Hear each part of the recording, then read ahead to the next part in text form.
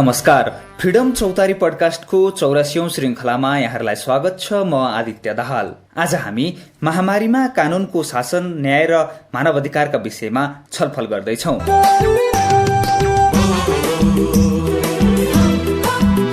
Corona भाइरसको महामारीलाई सम्बोधन गर्ने क्रममा संसारका धेरै देशहरूले कानूनी शासनको मान्यता र मानवाधिकारका शाश्वत पक्षहरूलाई कमजोर पार्ने गल्ती गरिरहेका छन्। जनस्वास्थ्यको विपत्तिबाट आम नागरिकहरूलाई बचाउनु जिम्मेवार राज्यको पहिलो कर्तव्य हो।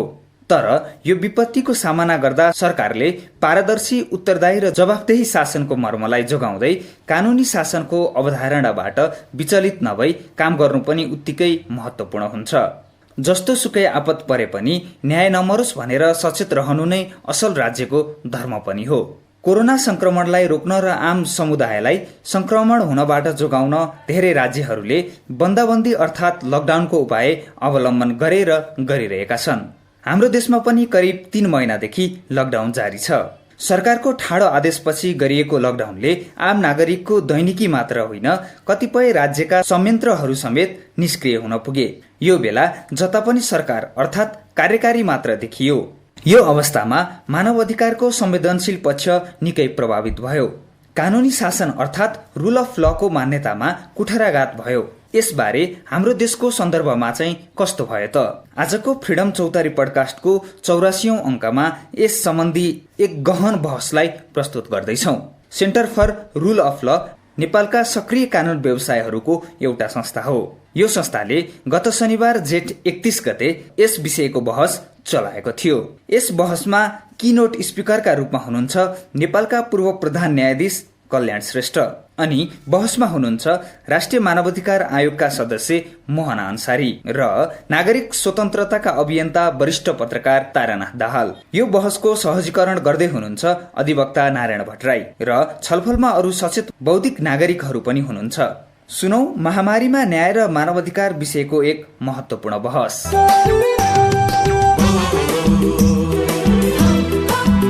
पूर्व प्रधान न्यायाधीश कल्याण श्रेष्ठज्यूलाई आफ्नो महत्त्वपूर्ण अभिव्यक्तिका लागि म अनुरोध गर्छु। धन्यवाद भट्टराईजी। र विषयवस्तुमा प्रवेश गर्दाखेरि यो पेन्डेमिक सिचुएसनमा ह्युमन राइट्स, जस्टिसको कुराहरूको यो रिलेसनलाई कसरी हेर्ने भन्ने कुराहरू यो त सान्दर्भिक कुरा हो। र मलाई लाग्छ कि यो पेन्डेमिक भनौँ न, यो लकडाउन सुरु हुँदा नहुँदैखेरि अथवा त्यो गर्नुभन्दा अगाडिदेखि नै यो सरकारहरू हामीहरू माझमा आइसक्नुपर्ने कुराहरू थियो। त्यति सरकार सायद मलाई आएको जस्तो मलाई लागेन। यो चाहिँ हाम्रो मात्र समस्या हो, संसारभरको समस्या हो। र समय समयमा यो पेन्डेमिक भन्दा यो विभिन्न रूप गरेर यो चाहिँ रोगहरू आइरहन्छ, भएर आइरहन्छ, कहिले डिप्टेरिया भएर आइरहन्छ, कहिले स्मल पक्स भएर आइरहन्छ। विभिन्न रोगहरू विभिन्न समयमा इबोला भाइरस भएर आइरहन्छ। यो समस्याहरू आउँदाखेरि पब्लिक हेल्थ कन्सर्नहरूले प्राथमिकता पाउने कुरा आउँछ र त्यतिखेर इन्डिभिजुअल लिबर्टीले कति सम्मान पाउने भन्ने कुराहरू जहिले पनि एउटा चाहिँ प्रश्न भइरहन्छ। हेर्दाखेरि सिधा त इन्डिभिजुअल लिबर्टीमा असर गर्न पर्छ, पाउँछ भन्ने कुरा त देखिँदैन। संविधान ऐन कानुनले त्यस्तो भनेको त देखिँदैन। तर व्यवहारमा के भने पब्लिक हेल्थ इमर्जेन्सीलाई हामीले म्यानेज गरेनौँ भने यो त्यत्रो सङ्कट र सङ्क्रमणको समयमा चाहिँ अरू हकहरू कुराहरू चाहिँ कसरी जोगाउने भन्ने कुरा ठुलै च्यालेन्ज हुँदो रहेछ। विभिन्न समयमा विभिन्न मुद्दाहरू भएका छन्, नभएका होइनन्। र गर्दै गर्दै के भने पब्लिक हेल्थ इमर्जेन्सीमा पब्लिक हेल्थको इस्यु र इन्डिभिजुअल लिबर्टीको बिचमा कहीँ न कहीँ ब्यालेन्स चाहिँ गर्न पर्छ भन्ने सोचहरू आइरहेको देखिन्छ। संयुक्त राष्ट्रसङ्घको महासचिवले नै अहिले के भनिरहेको छ भने पब्लिक हेल्थ इमर्जेन्सी र ह्युमन राइट्स क्राइसिस। अहिले पब्लिक हेल्थ इमर्जेन्सी त संसारभरको हो, तर यो हेल्थ इमर्जेन्सी म्यानेजमेन्टका चुनौतीहरू छन् भने छन्, जटिल समस्या छ, अभूतपूर्व समस्या छ। तर यो नाउँमा कतै कतै हामी चाहिँ ह्युमन राइट्स क्राइसिसतर्फ पो त डोरिरहेका छैनौँ। यो पब्लिक हेल्थ भए पुग्ने र ह्युमन राइट्स नभए पनि हुने अवस्था त हुँदैन नि। म के भन्छु भने जुनसुकै इमर्जेन्सी भए पनि यो राइट्स र ल र जस्टिसका कन्सर्नहरू चाहिँ एबियन्स अर्थात् खाली हुँदैनन्। यिनीहरू चाहिँ बिचमा टुट्न जाँदैन। यिनीहरू निरन्तरका सरकारका विषय हुन्।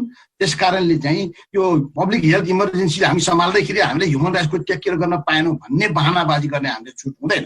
त्यस कारणले यो ह्युमन राइट्स क्राइसिसतर्फ यो चाहिँ स्थिति विकसित नहोस् भन्नेतर्फ हामीले ध्यान दिनुपर्नेछ। डब्ल्युएचओ आफैले पनि के भन्यो भने 3टा कुरामा जोड दिनुपर्छ भन्छ। पब्लिक हेल्थको प्रोटेक्सनमा जोड दिनुपर्छ, अनि मिनिमाइजेसन र डिस्रप्सन अवरोधहरूलाई कम गर्नुपर्छ, र above all respecting the human rights. त्यसकारण यो 3टा कुराहरूलाई ब्यालेन्स नगरिकन हामी एकको at the expense of one against another हामी चाहिँ बाँच्ने होइन।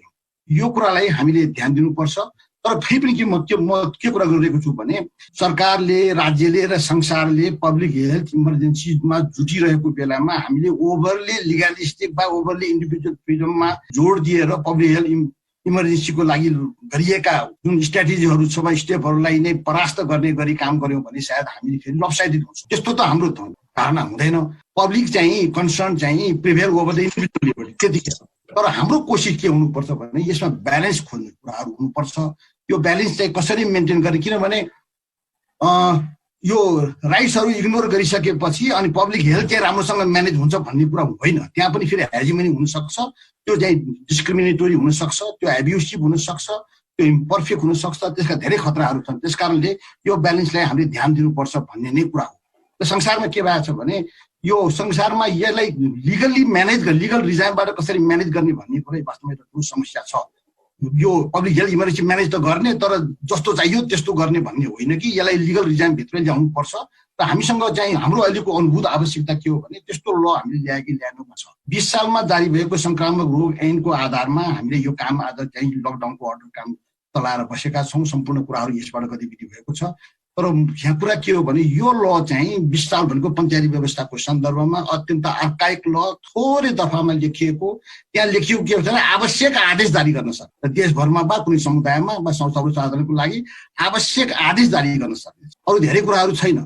जनताका त्यस सम्बन्धमा प्रभावित हुने हकका व्यक्तिका हक के हुन्छ भन्ने कुराहरू छैन। टाइम बाउन्डको कुरा छैन, एकाउन्टेबिलिटीको कुराहरू छैन। आवश्यक आदेश भनेको के हो? आवश्यक आदेश भनेको संविधान ऐन कानुनले दिएको अधिकार भन्दा माथि छ भनेको हो। आवश्यकता देखेपछि जे पनि गर्न पाइन्छ भने हो र त्यो होइन नि। त्यसो भए त्यो आवश्यक आदेश भन्ने कुरालाई लेजिटिमेट त्यो चाहिँ लिमिटभित्र राख्ने कुरालाई ध्यान दिनुपर्ने कुरा हुन्छ। त्यस्तो कुराहरू सायद हामीसँग चाहिँ यसमा अलिकता जसले भनौँ न त्यो समयमा जुन बेला हामी लकडाउन गऱ्यौँ लगभग केही दिन पछाडि नै पार्लियामेन्ट चाहिँ सेसनमा आइसकेको छ। उसले एडिक्वेट ल बनाइदिन सक्थ्यो। हामीसँग जुडिसियरी पनि थियो। जुडिसियरीले पनि यो लकडाउन गभर्मेन्टले लकडाउन घोषणा गर्ने बित्तिकै सुप्रिम कोर्टको फुल कोर्टले त्यसलाई भनौँ न त्यसलाई चाहिँ एउटा रिकगनाइज गर्यो र आफ्नो सर्भिसेसहरू पनि बन्द गर्यो। केही सीमित अवस्थाहरूमा बाहेक जेनरली सर्भिसहरू बन्द गर्यो। यसले त्यो आवश्यक आदेशको मेरो भन्न खोजेको के भने आवश्यक आदेशको चाहिँ स्कोप कति हो र लिमिटेसन के हो, एक्सेप्सन्सहरू के हो, यसको लिगल चाहिँ लिगालिटी यसको कुराहरूमा हामीले चाहिँ एउटा आवश्यक मन्थन गरेको भए राज्यलाई, सेवा प्रदायकहरूलाई, सेवा चाहिँ उपभोक्ताहरूलाई आफ्नो उसका एक्सपेक्टेसन, उसका रेस्पोन्सिबिलिटिजहरू, उसका प्रोसेसहरूलाई चाहिँ बढी व्यवस्थित गर्न हामी चाहिँ सक्थ्यौँ। तर यस्तो हामीले सायद गर्न सकेन कि जस्तो लाग्छ। यस्तो कुरा के हो भने कोसोभोमा यस्तो एउटा क्वेसन आउँदाखेरि कोसोभोको कन्स्टिट्युसनल कोर्टले के भन्यो भने हामी जस्तो यहाँ सरकारले एजुकेटिभ अर्डर चाहिँ इस्यु गरेको थियो। उसले भन्यो कि त्यो चाहिँ इन्डिभिजुअल लिबर्टी एजुकेटिभ अर्डरको चाहिँ बाट चलाइएका कामहरूबाट इन्डिभिजुअल मुभमेन्टका अथोरिटीहरू चाहिँ लिमिट हुँदैन। त्यसलाई चाहिँ एक्जस्टिभ स्टे ल चाहिन्छ नि भन्ने खालको कुराहरू चाहिँ त्यहाँ भएको थियो। तपाईँले एक दुईवटा ऐन चाहिँ म देखाउन सक्छु। त्यो अस्ट्रेलियनहरूले बायोसेफ्टी एक्ट बनाएछ, क्यानाडियनहरूले चाहिँ क्वारेन्टाइन एक्टै बनाएछ, यो चाहिँ अमेरिकनहरूले त्यो पब्लिक हेल्थ सेक्युरिटी एक्ट बनायो र ब्रिटिसहरूले चाहिँ public health control of disease act बनायो। भारत र नेपाल जस्तो यही संक्रामक चाहिँ रोग सम्बन्धी यस्तै कामहरूबाट गएका छौँ। यो ऐनहरू उहाँ जुन ऐन मैले रिफर गरेँ त्यो ऐनहरू यति चाहिँ एक्जस्टिभ छन्, यति एक्जस्टिभ छन् कि हामीले अहिले जुन चाहिँ शङ्का गरौँला कहाँ कसको हक अधिकारहरू चाहिँ प्रभावित हुन्छ भनेर तिनको सम्बोधनहरू त्यहाँ गरेको पाइन्छ। जस्तो कि क्वारेन्टाइनमा मान्छेहरू लग्यौँ भने त्यसले मेडिकल चेकअप कहिलेसम्म हुने, सर्भिसहरू के हुनुपर्ने, स्ट्यान्डर्डहरू के हुने, मतलब 48 घन्टाभित्र पनि उसको चाहिँ टेस्ट भएन भने के हुने, यसको एकाउन्टेबिलिटी कसको हुने, त्यसबाट चाहिँ उसको प्रभावित हुने हकहरूको चरित्र के हुने, खर्चहरू कसले के हुने लगायतका डिटेल व्यवस्थाहरू गरेको छ। हामीसँग यी सबै कुराहरूलाई हामी चाहिँ गरेनौँ। मलाई के भन्यो भने यो पेन्डेमिक हो चाहिँ हामीसँग छ भन्ने बित्तिकै हामी धेरै नै प्यानिक भएर बस्ने कुरा आउँदैन। डिजिज पो पेन्डेमिक हो त, जस्टिस त पेन्डेमिक हुँदैन नि, ह्युमन राइट्स त पेन्डेमिक हुँदैन नि। त्यसो लागि पेन्डेमिक भएर हामी प्यानिक र पेन्डेमिकको चाहिँ पर्भर्सनमा हामी जान सक्दैनौँ। यो कुरा हेर्न पर्छ र लकडाउनको अवस्थामा पनि रुल अफ ल सिस्टम जति इफेक्टिभ हुनु पर्यो त्यसरी नै इफेक्टिभ भइरहन्छ। त्यो सस्पेन्डेड भएको होइन, त्यो रुल अफ लले त्यहाँ पनि गभर्न गर्नुपर्छ भन्ने कुरा हो। र त्यस कारणले यो चाहिँ ब्ल्याङ्क चेकको रूपमा अथवा आफ्नो चाहिँ पावर होल्डलाई एक्सप्यान्ड गर्ने वा सहज कन्भिनियन्सको आधारमा कुनै अपराध को अभियोजन गर्ने भरमा वा नियन्त्रण गर्ने भरमा यस्तो किसिमको रूपबाट यसलाई हामीले हेर्न हुँदैन।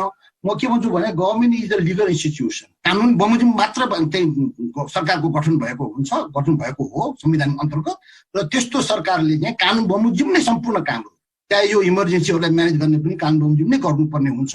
त्यसो हुनाले यो हामीले चाहिँ अब अहिले अधिकारको कुरा गर्दाखेरि कतै फेरि यो संक्रमण व्यवस्थापनमा चाहिँ बाधा अवरोध गर्यो वा अन्यथा दृष्टिकोण राख्यो भन्ने बात नलागोस्, त्यस्तो भन्न खोजेको होइन। सरकारले सहयोग गर्नुपर्छ, सरकारले जे सकेको गरेको होला, सरकारले चाहिँ त्यस्तो कुरा आफ्नो ठाउँमा छ। तर यसो भन्दाखेरि पनि सरकारले म कानुनको आधारमा गरेको छु भनेर भन्नु र एउटा लेजिटिमेट डेमोक्रेटिक सिस्टमभित्र छु भन्नु चाहिँ सधैँभरि राम्रो कुरा हो नि भन्ने मलाई लाग्छ। सरकारमा बस्दाखेरि मानवाधिकारको कुरा गर्नलाई दुश्मन जस्तो ठान्ने अथवा बाहिर बस्दाखेरि सरकारको चाहिँ क्रियाकलापहरूलाई चाहिँ शङ्कास्पद ढङ्गले हेर्ने यस्तो एउटा विषम विपरीत दृष्टिकोणबाट हामीले हेर्न हुँदैन भन्ने पनि मलाई लाग्छ। अब चाहिँ यसको म्यानेजरहरूले चाहिँ हकहरूलाई चाहिँ ओछ्यान बनाउनु हुँदैन, हकहरूमाथि सुत्ने होइन कि हकहरूलाई प्रभावकारी बनाउने, हकहरूमा कमसे कम असर कसरी हुन्छ भनेर सोच्ने र यो सिलसिलामा कहीँ कतै त्रुटि हुन गएछ भने त्यसको लागि चाहिँ रिमेडियल मेकानिजम, रिमेडियल प्रोसेस कसरी एक्सपेडाइट गर्ने भन्ने किसिमको कुराहरू गऱ्यौँ भने अनि बढी चाहिँ स्वीकार्यता बढ्न जान्छ र भलुन्टरी कम्प्लायन्स हामी बढ्न सक्छौँ। नेपालको अहिलेको परिस्थिति बिस्तारै जटिल हुँदै गयो जस्तो लाग्छ। अहिले हामी चाहिँ यो वर्ल्डको मिटर हामी चाहिँ ऱ्याङ्किङ हेऱ्यौँ भने हामी यो 17औं देशमा आइसकेका छौँ जोखिमको हिसाबबाट। हाम्रोमा चाहिँ निको भएर फर्किनेको संख्या चाहिँ प्रतिशत चाहिँ जम्मा 17% छ। यो चाहिँ संसारकै चाहिँ एउटा लो रेसियोमा हामी पर्छौँ। 16-17 जना त हामी त्यहाँ अलिक मरिरहेकै छ। यस्तो अवस्थामा हामी पुगेका छौँ। त्यस कारणले यसलाई हामीले चाहिँ यो चाहिँ के अरे आवश्यक आदेश जारी गर्ने सम्मको अख्तियारी प्रश्न गरेको यस्ता संक्रामक रोग ऐनको भरमा हामीले काम लिँदाखेरि र प्रशस्त गाइडलाइनहरू डेभलप नगर्दाखेरि, नर्म्सहरू सेट नगर्दाखेरि, मोनिटरिङ मेकानिजमहरू सेट नगर्दाखेरि यसबाट जुन किसिमको चाहिँ जोखिमहरू आउने हो त्यो आएकै छ। यो ऐन उल्लङ्घन गर्दाखेरि हुने सजाय पनि नाम मात्रको छ। 100 रुपियाँदेखि 600 रुपियाँ, 1 महिनादेखि 6 महिनासम्म कैद, कुनै मुद्दा भएको पनि देख्दिनँ। यो लकडाउन उल्लङ्घन गरेको मान्छेले बाटोमा ठाडठाड उभ्याएको, दिनभरि मोटरसाइकल रोकिएको, यस्ता बाहेक यी त कानुनका कुनै उपचारका कुराहरू भएनन्। त्योदेखि बाहेक अर्को किसिमबाट मात्र हामीहरू गइरहेको जस्तो मलाई लाग्छ। मैले यो बिचमा सम्झेको कुरा के हो भने संसदले एप्रोप्रिएट कानुन बनाउन सक्थ्यो। संसदले चाहिँ यसलाई त्यति जाँगर गरेको मैले देखिनँ। हामीसँग सम्बन्ध शब्दहरू छ नि, लकडाउन भने के हो, यसको कानुनी शब्द हो कि होइन, क्वारेन्टाइन के हो, आइसोलेसन के हो, यसको टेक्निकल मिनिङ के हो, यसको चाहिँ लिगल लिमिट्सहरू के हो, यसका प्रक्रियाहरू के हो भनिदिनु पर्ने हुन्छ नि। त्यो सबै कुरामा न नियमहरू बनायौँ न निर्देशिकाहरू बनायौँ र यो एक्जिक्युटिभ अर्डरको भरमा हामीले काम चलाउन खोज्दाखेरि यसमा समस्या भयो। अदालतले यसको जाँच गर्न सक्थ्यो होला। यसको लागि भनौँ न आफूले त्यसलाई इन्डोर्स गर्नुभन्दा अगाडि आवश्यक आदेशको सीमा के हुन्छ र एब्युज गर्यो भने के हुन्छ, त्यसको अपवादहरू के हुन्छ, आफ्नो ढोका कसरी खुला राख्नुपर्छ भनेर उसले सोचेको भए हुन्थ्यो। तर के भने यसलाई चाहिँ सडनली फुल कोर्टले चाहिँ एउटा निर्णय गर्यो, कोर्ट चाहिँ क्लोज हुन्छ भनिदियो, पछि आएर फुल बेन्चले चाहिँ निर्णय पनि गर्यो। यो ढङ्गले भयो भने के भने यो सिरियस ट्रिटमेन्ट भएन है, यसको ह्युमन राइट्स र रुल अफ लको हिसाबबाट यसलाई धेरै सिरियस ट्रिटमेन्ट भएन भन्ने मलाई लाग्छ। यदि यस्तो किसिमको इस्युबाट हकहरूमा सीमा हुन्छ भनेको मानेकै खण्डमा पनि 3-4 कुरालाई अन्तर्राष्ट्रिय कानुनको मापदण्डको हिसाबबाट पनि ध्यान दिनुपर्ने हो। त्यो कुरा के हो भने पहिला त नन डिस्क्रिमिनेटरी, नेसेसिटी हुनुपर्छ, प्रोपोर्सनेट टु द निड्सहरू हुनुपर्छ, ट्रान्सप्यारेन्सी हुनुपर्छ। यति कुराहरू चाहिँ भयो कि भएन। अब हेर्नु न, अब क्वारेन्टाइनमा राखेको छ, जेन्डरका नर्म्सहरूलाई हेरिएको छैन, घरमा राखेको छ, डोमेस्टिक भायोलेन्स भएको छ, रेपहरू भएको छ, कम्प्लेनहरूको लज गर्न गाह्रो भएको छ।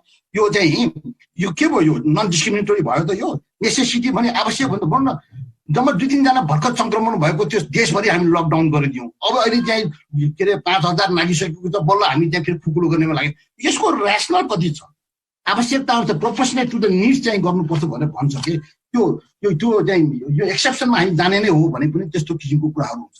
अब म अलिकति कुरा चाहिँ यसको ह्युमन राइट्स इम्प्लिकेसन कहाँ पर्यो भन्नलाई, हामीसँग दुईटा राइट हो, सिभिल पोलिटिकल राइट र इकोनोमिक सोसल कल्चरल राइट्स, दुवै सेक्टरमा यसको इम्प्लिकेसन परेको छ। सिभिल पोलिटिकल भन्दाखेरि के भने हाम्रो सरकारले वा पार्लियामेन्टले वा जुडिसियरीले आफ्नो काम सबै उनीहरूको काम त गर्न सक्ने, तर जनताको काम मात्र नै अवरुद्ध भयो, उनीहरूको पब्लिक पार्टिसिपेसन भयो, पब्लिक मिटिङहरू गर्न पाएन, यही नै कुराहरू भयो। र जनताले सरकारले गरेको ह्यान्डलिङ जो छ यो कोभिड-19 को चाहिँ इस्युलाई, त्यो ह्यान्डलिङ गर्ने तरिकामा असन्तुष्टि छ वा असहमति छ भने त्यो भन्ने कहाँ हो, त्यो भन्नलाई उसले असहमति प्रकट गर्ने कहाँ हो। असहमति प्रकट गरिहालेछ भने आवश्यकभन्दा बढी हामीले त्यसलाई चाहिँ भनौँ न आवश्यकभन्दा बढी शक्तिका साथ चाहिँ प्रस्तुत हुन पर्छ कि पर्दैन। त्यसमा चाहिँ यो डेमोक्रेसीको कन्स्टिट्युसनको नर्म्सको, किनभने यो संविधानमा लेखिएको जस्तो राष्ट्रिय चाहिँ सङ्कटको अवस्था यो होइन। यो हाम्रो पब्लिक हेल्थ इमर्जेन्सी पनि डिक्लेयर गरेका छैनौँ। यो नेसनल इमर्जेन्सी पनि होइन, पब्लिक हेल्थ इमर्जेन्सी पनि होइन। यो छुट्टै लकडाउनको छुट्टै स्थिति हो। यसको लिगल चाहिँ एउटा सुपर सेसन गर्न सक्ने त्यस्तो किसिमको अवस्था रहँदैन। अब तपाईँलाई म नाउँ गिनाउँदाखेरि राइट टु लाइफ चाहिँ भनौँ न यो सिलसिलामा खान नपाएर पनि मरे, पौडी खेलेर पनि मान्छे मर्ने अवस्था आयो, अस्पताल जान नपाएर पनि मान्छे मर्यो। भनौँ न यो लाइफमा भयो, liberty freedom of expression, freedom of movement सबभन्दा रोकिएको भयो। फुड चाहिँको सप्लाईमा अप्ठ्यारो छ, भोकमरीले दुःख पाएको छ, लाइभलीहुड मेथडहरू प्रभावित छ, पेसा व्यवसाय प्रभावित छ, शिक्षा प्रभावित छ, स्वास्थ्य सबभन्दा धेरै प्रभावित हुने भयो। किनभने जतिखेर जरुरी परेको छ अरू रोग लाग्दाखेरि पनि हस्पिटलका सेवाहरू बन्द भएका छन्। प्राइभेसी, मान्छेको प्राइभेसी देख्नु न, अब यो कसलाई चाहिँ कोरोना चाहिँ भाइरस चाहिँ इन्फेक्टेड भएछ भनेर नाउँ पनि भनिदिने पत्ता लगाएर मान्छे घुम्ने पनि अवस्था आयो। प्राइभेसीको कुरा पनि भयो। वुमन सबभन्दा बढी उसको रिप्रोडक्टिभ हेल्थ राइट, यो प्रसुतिकारमा सेवा नपाएर मर्यो, उसको मेटर्निटी सर्भिस नपाउने कुराहरू आयो। सिनियर सिटिजन जहाँ अर्काले टेक केयर गर्नुपर्ने, जसले औषधि दिनुपर्छ, खाना खुवाउनुपर्छ, नर्सहरू आउनुपर्छ, त्यो झन्डै अवरुद्ध भयो। पोलिटिकल पार्टी मैले भनिसकेँ, एक्सप्रेसन, इन्फर्मेसन पनि यो अघि छन् यो एउटा साइबर चाहिँ एउटा पुलिसिङ पनि कति सशक्त भयो होला त्यो तपाईँले भन्न सक्नुहुन्छ। त्यस कारणले यो चाहिँ धेरै ठुलो छ। र सबभन्दा मलाई खलेको कुरा के भने यो चाहिँ लकडाउन अर्डर सुरु हुनुभन्दा अगाडि नेपाली जनता जो जहाँ छ अहिले आफ्नो स्टेसनमा जाने, आफ्नो जोगाड गर्न सक्ने एउटा प्रिपरेसन टाइम त दिनुपर्छ नि। बोर्डरमा आएका मान्छेले बोर्डर क्रस गर्न नपाएर त्यही महिना दिन बसेर त्यही चाहिँ कोरोनाले क्वारेन्टाइन भनेको स्तरहीन अव्यवस्थित असुरक्षित क्वारेन्टाइन ठाउँमा राखेर इन्फेक्टेड नभए मान्छे इन्फेक्टेड भएर पछि आएर चाहिँ घरमा आउँदाखेरि अनि त्यसपछि रोगको सम्पूर्ण भार बोकेर आउनुपर्ने अवस्था आयो। हामीले उसलाई रोक्न सक्ने अधिकार थियो र सिटिजनसिपको राइट उसको थिएन र उसलाई घरमा उसले कानुन उल्लङ्घन गरेको भए त हामीले हाम्रो कानुन चाहिँ प्रभावकारी बनाउन सकिहाल्थ्यौँ। तर हामीले बोर्डर पारी वा विदेशमा जहाँ गएको थियो त्यो रोकेर आउन नदिएर त्यही बस भनेर त्यो भन्ने अधिकार हाम्रो कहाँबाट आउँथ्यो? त्यस्तो भन्ने अधिकार त्यस्तो हामीले गर्यौँ। त्यस कारणले यसका चाहिँ इम्प्लिकेसनहरू चाहिँ हामीले अहिले त अगणित छ। यो लकडाउन सिद्धिएपछि, नर्मल अवस्थामा आएपछि यसका प्रभावहरूको आर्थिक, सामाजिक र मानव अधिकार सम्पूर्ण प्रभावहरूको विशद रूपमा एउटा मूल्याङ्कन, समीक्षा, एसेसमेन्ट गर्नुपर्ने हुन्छ। त्यो आजको अवस्था सायद हामी चाहिँ म्याच्योर अवस्थामा आएका छैनौँ।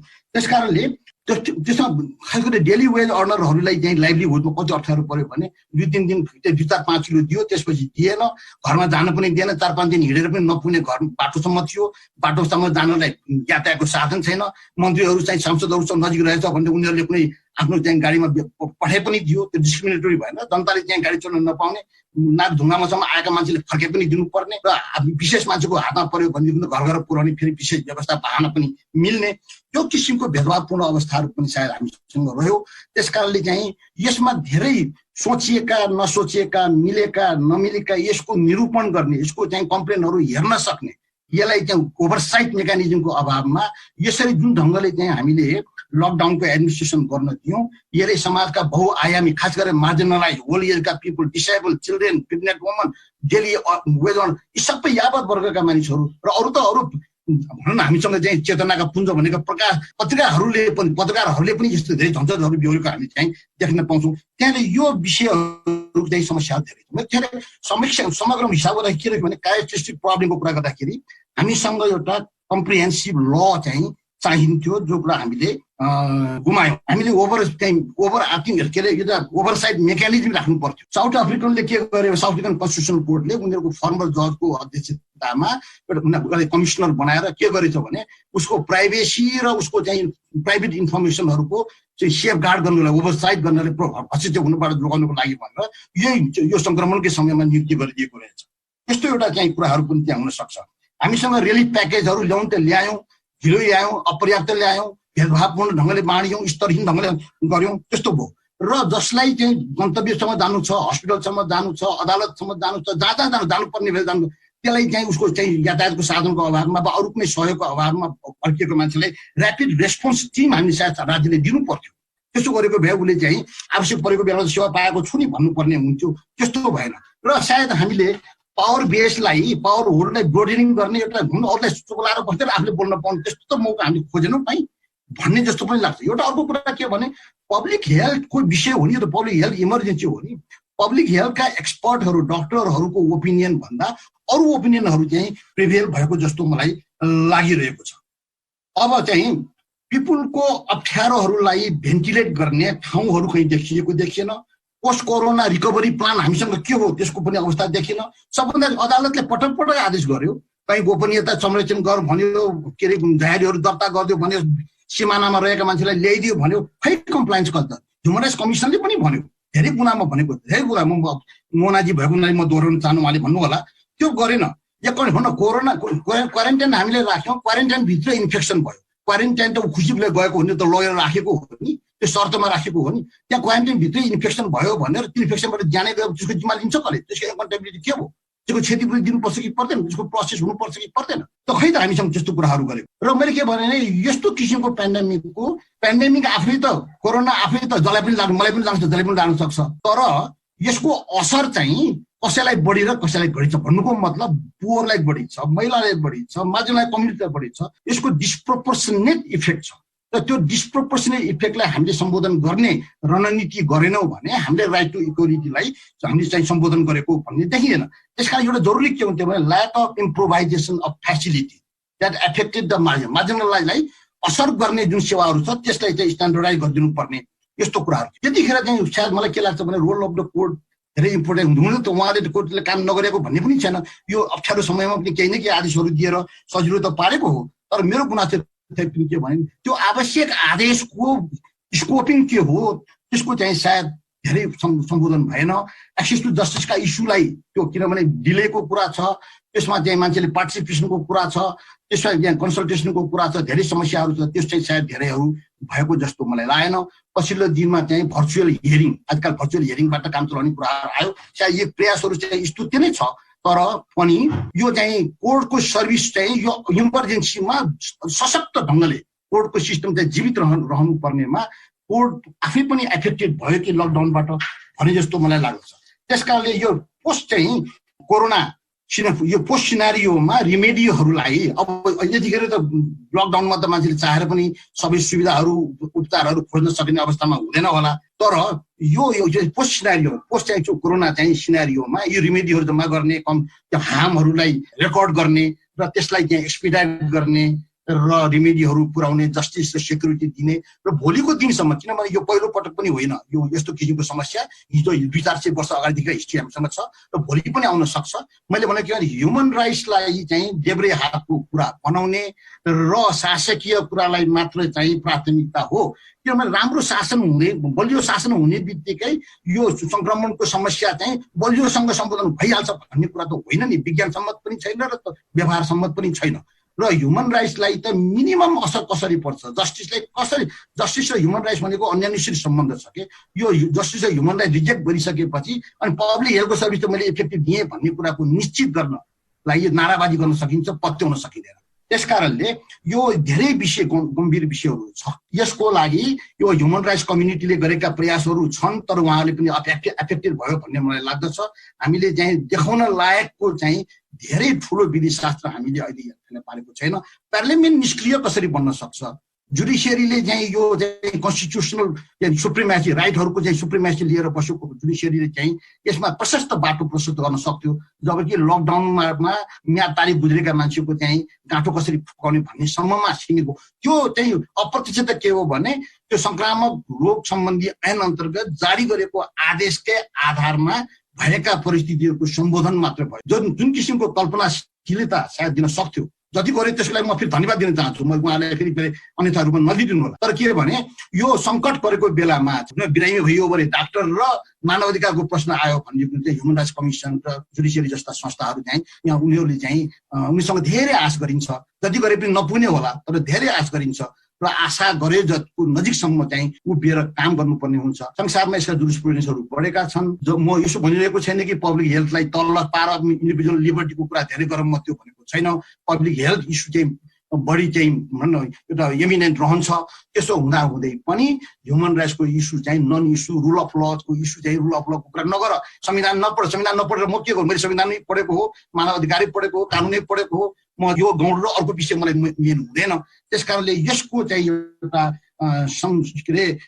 एउटा समस्वरता मा नै हामीले काम गर्नुपर्छ भन्ने लाग्छ मलाई। यो डिस्कोर्स चाहिँ यो खास गरेर युवा जेनेरेसनले चाहिँ यो डिस्कोर्सलाई गतिरोसँग बोकोस् र अन्तर्राष्ट्रिय स्तरसम्ममा नै चाहिँ इन्टरनेसनल कोर्ट कमिसन अफ जुडिसले मलाई भनिराखेको थियो वास्तवमा यो कोरोनाको सिनारियोमा ह्युमन राइट्सको असर के हो भन्ने कुरा यसको सरकार संसारभरि नै भइरहेको छ र हामीले पनि अहिले चाहिँ यो इस्यु रेज गर्यौँ भने मलाई लाग्छ ठिकै गर्यौँ। मलाई यो मौका जो दिनुभयो त्यसको लागि म धन्यवाद दिन चाहन्छु। धन्यवाद पूर्व प्रधान न्यायाधीश कल्याण श्रेष्ठज्यू। अहिलेको यथार्थ चित्रण गरिदिनु भयो। आजका अर्का वक्ता राष्ट्रिय मानव अधिकार आयोगका सदस्य माननीय मोहना अन्सारीज्यूलाई म हार्दिक अनुरोध गर्छु। धन्यवाद। जब जब कुनै परिस्थिति सिर्जना हुन्छ, कुनै विपद आउँछ र हामीले कुनै त्यस्तो अप्ठ्यारो अवस्था हेर्छौँ, जस्तै हामीले मानव अधिकारको सिद्धान्तमा गएर कुरा गर्ने हो भने विपदको बेला झन् एक्टिभ हुनुपर्छ। विपदको बेला अप्ठ्यारो अवस्थामा राज्यको सक्रियता हामीलाई त्यति नै चाहिन्छ, नागरिकको पनि सक्रियता हामीलाई त्यति नै चाहिन्छ। के भन्छ, यसमा कसको कुन बेला आवश्यकता हुन्छ भन्न सकिँदैन। र नेपालमा चाहिँ मानव अधिकारको अवस्था कस्तो रह्यो भन्दाखेरि एउटा टिचिङ मेथडको रूपमा ग्रहण गरियो र बेसिकली मेरो आफ्नो प्र्याक्टिसमा मैले हेर्दाखेरि त्यसपछि सेकेन्ड के रह्यो भन्दाखेरि just to pass examination human राइटको कल्चरमा नेपालमा कुरा गर्ने हो भने। त्यसपछि थर्ड के रह्यो भन्दाखेरि इन्टरनेसनल पोलिटिक्स। थर्ड यो तीनटा पेरिफेरीमा रहेर नेपालमा ह्युमन राइटको एउटा के भन्ने यसलाई मैले चाहिँ कहिलेकाहीँ बुझ्न नसकेको जस्तो लाग्छ, आफैलाई लाग्छ कि अनौठो लाग्छ। किनभने मैले यसलाई बुझ्दाखेरि मानव अधिकारको सन्दर्भलाई हामीले बुझ्दाखेरि युद्ध, प्राकृतिक प्रकोप, संकटकाल, महामारी, यो जम्मै कुरामा चाहिँ राज्यले मानव अधिकारको विषय, कानुनको शासनको विषयलाई सेन्टरमा राख्छ। मानव अधिकार यो संविधान प्रदत्त अधिकार हो। मैले यतिकै भनिरहेको छु नि, यी जम्मै अधिकार के भन्छ मानव नै भएन भने राज्यले रुल को माथि गर्ने, शासन को माथि गर्ने। अहिले भनौँ उदाहरणको लागि नेपालमा नागरिक नै छैन, अब केही गरी सबै उ भयो भने के को राज्य, हामीलाई कसरी राज्य? त्यसैले यहाँनिर प्रश्न के आउँछ भन्दाखेरि संविधान प्रदत्त अधिकार महामारीको बेलामा सेन्टरमा हुन्छ र त्यस मध्येको कोर कुरा मैले भन्नु पर्दाखेरि यहाँनिर अहिले हामीलाई आजको दिनसम्म कोभिड-19 को जुन महामारी छ त्यो नेपाललाई मात्रै छो छैन, यसले विश्वलाई नै छोएको छ र विश्वलाई छुँदाखेरि अन्य मुलुकले गर्ने काम र नेपालले गर्ने काममा चाहिँ आकाश जमिनको फरक छ। हेर्नुहोस् है, हामीले कसरी के कुरा प्रोड्युस गरिरहेछौँ, कतिपय कुराहरू तथ्यहीन कुरा प्रोड्युस गरिरहेछौँ हामी कहाँ हेर्ने हो भने। यो अनौठो पनि लागिरहेछ हामीलाई, कसरी यस्ता कुराहरू आइरहेछन्, राज्यको निकायहरूबाट किन यस्ता कुराहरू आइरहेछन्। खैर त्यो पछि गएर त्यसलाई हामी अझ तथ्यमा गएर विश्लेषण गर्ने हो। र जब विश्व नै जुधिरहेछ भने नेपालको तयारी के भन्दाखेरि यहाँनिर क्वेसन गर्नु पर्ने, मार्च, फेब्रुअरी, जनवरी, डिसेम्बरमा सुरु भएको कुरो डिसेम्बरमा रियलाइजेसन भएन। खैर अब डिसेम्बरमा भएको कुरो नै विश्वले नै रियलाइज गराएको थियो नि, नेपालले कसरी गर्ला? के भन्छ, नेपाललाई विश्वासै थिएन, यो हामीलाई पनि यसले छुन्छ भनेर विश्वासै थिएन। त्यसपछि जनवरीमा पनि रियलाइजेसन भएन, फेब्रुअरीसम्म पनि रियलाइजेसन भएन। फेब्रुअरीमा त नेपाल कोरोना फ्री जोन भनेर डिक्लेयर भएको थियो। म सरप्राइज भएँ, कसरी डिक्लेयर गर्न सक्छ, कुन चाहिँ मेडिकल टिम राखेर हामीले डिक्लेयर गर्यौँ, यो कुरा क्वेसन त्यहाँनिर थियो। खैर त्यो पनि हामी पछि गएर त्यसमा पनि हामी कुरो गर्न सक्छौँ, अलि लामै कुरो गर्न सक्छौँ, कसले हो, के कुरा हो। सीमाले भन्नुभयो जस्तै हामी 2020 को महामारी ऐनलाई अगाडि राखेर आज 21औं शताब्दीमा बसेर 2020 को महामारी ऐनबाट हामीले विश्वको मोडर्न डे को संक्रमणलाई डिल गरिरहेछौँ, जहाँ चाहिँ हामीले धेरै कुराहरू ल्याउन सक्थ्यौँ, हामीले ल्याउन सकेनौँ र गर्न सकेनौँ। नेपालको संविधानले स्वास्थ्य अधिकार स्पष्ट रूपमा मौलिक हक भनेर व्याख्या गरेको छ। स्पष्ट रूपमा मौलिक हक, स्वास्थ्य अधिकार मौलिक हक हो। व्यक्तिमाथि के प्रयोग हुँदैछ त्यो व्यक्तिलाई थाहा पाउनु पर्छ। पहिला व्यक्तिलाई हामीले के कुराबाट उपचार गरिरहेछौँ अथवा कसले उपचार गर्छ त्यसको पर्याप्त सूचना हुनुपर्छ, त्यो पनि दिएका छैनौं। सूचना भनेको कस्तो सूचना? अब ताराजी हुनुहुन्छ, उहाँले भन्नु होला यो कुरा। हामीले सूचना दिन सकेनौं। विपद परेको बेलामा हामीले हाम्रा नागरिक प्रति गर्ने व्यवहार हाम्रो के हुनुपर्छ त्यो पनि हामीले भनेनौं। राज्यले गर्छ, जे गर्छ राज्यले गर्छ। ए बाबा, राज्यले गर्छ, एग्री गरे मैले, त्यो पनि एग्री गरे, राज्यले नै गर्छ। त्यसपछि अर्को कुरा के भयो भन्दाखेरि हामीले सेवा विस्तार गर्ने छौं। हामी सेवा पनि विस्तार गर्न सकेनौं। हामीसँग स्थानीय सरकारहरू थिए, प्रदेशहरू थिए, प्रादेशिक संरचना थियो, तर प्रादेशिक संरचना चाहिँ अस्ति भर्खरसम्म बिचारा निर्णय कुरेर बस्ने पर्ने अवस्था थियो। सो संविधानको स्वास्थ्य अधिकारको त्यो चारैवटा विषयवस्तु क्वेसन गर्दै गयो भने क्वेसनमा नै सीमित रह्यो। त्यसपछि हामीले एउटा कुरा बुझाउन पनि सकेनौं आम मानिसलाई। जस्तै इन्टरनेशनल अभ्यास अथवा अन्तर्राष्ट्रिय अभ्यासमा कुनै पनि विपदको अवस्थामा तपाईले आफ्नो नागरिकलाई आफ्नो देशमा लिनै पर्छ भन्ने क्लियर छ। लिनै पर्छ, ल्याउनै पर्छ, रेस्क्यु गर्नै पर्छ, ल्याउनै पर्छ। तर हामी चाहिँ के भनेर बस्यौं भन्दाखेरि भारतले फुल्ली लकडाउन लगाएको छ, ट्राभल सबै बन्द छ, भारतबाट मान्छे आएनन् भने हामी महामारीबाट जोगिने छौं। हामी कोरोना होलिडेमा थियौं त्यति बेलासम्म। इमेजिन गर्नुहोस् है कस्तो अवस्थामा थियौं भन्दाखेरि भारतमा लकडाउन सुरु भयो, हामी कहाँ पनि लकडाउन सुरु भयो मार्चको 3rd विकबाट, तेस्रो हप्ताबाट, सायद 22-23 होला, 22-23 चैतको 10 गतेबाट होला, सायद 9 गतेबाट भारतमा, 8-9 गते, मलाई ठ्याक्कै डेट अलिक कन्फ्युज भइरहेको छ। एनिवे त्यहाँ लकडाउन सुरु भयो, त्यसकारण हामी कोरोना होलिडेमा गयौं।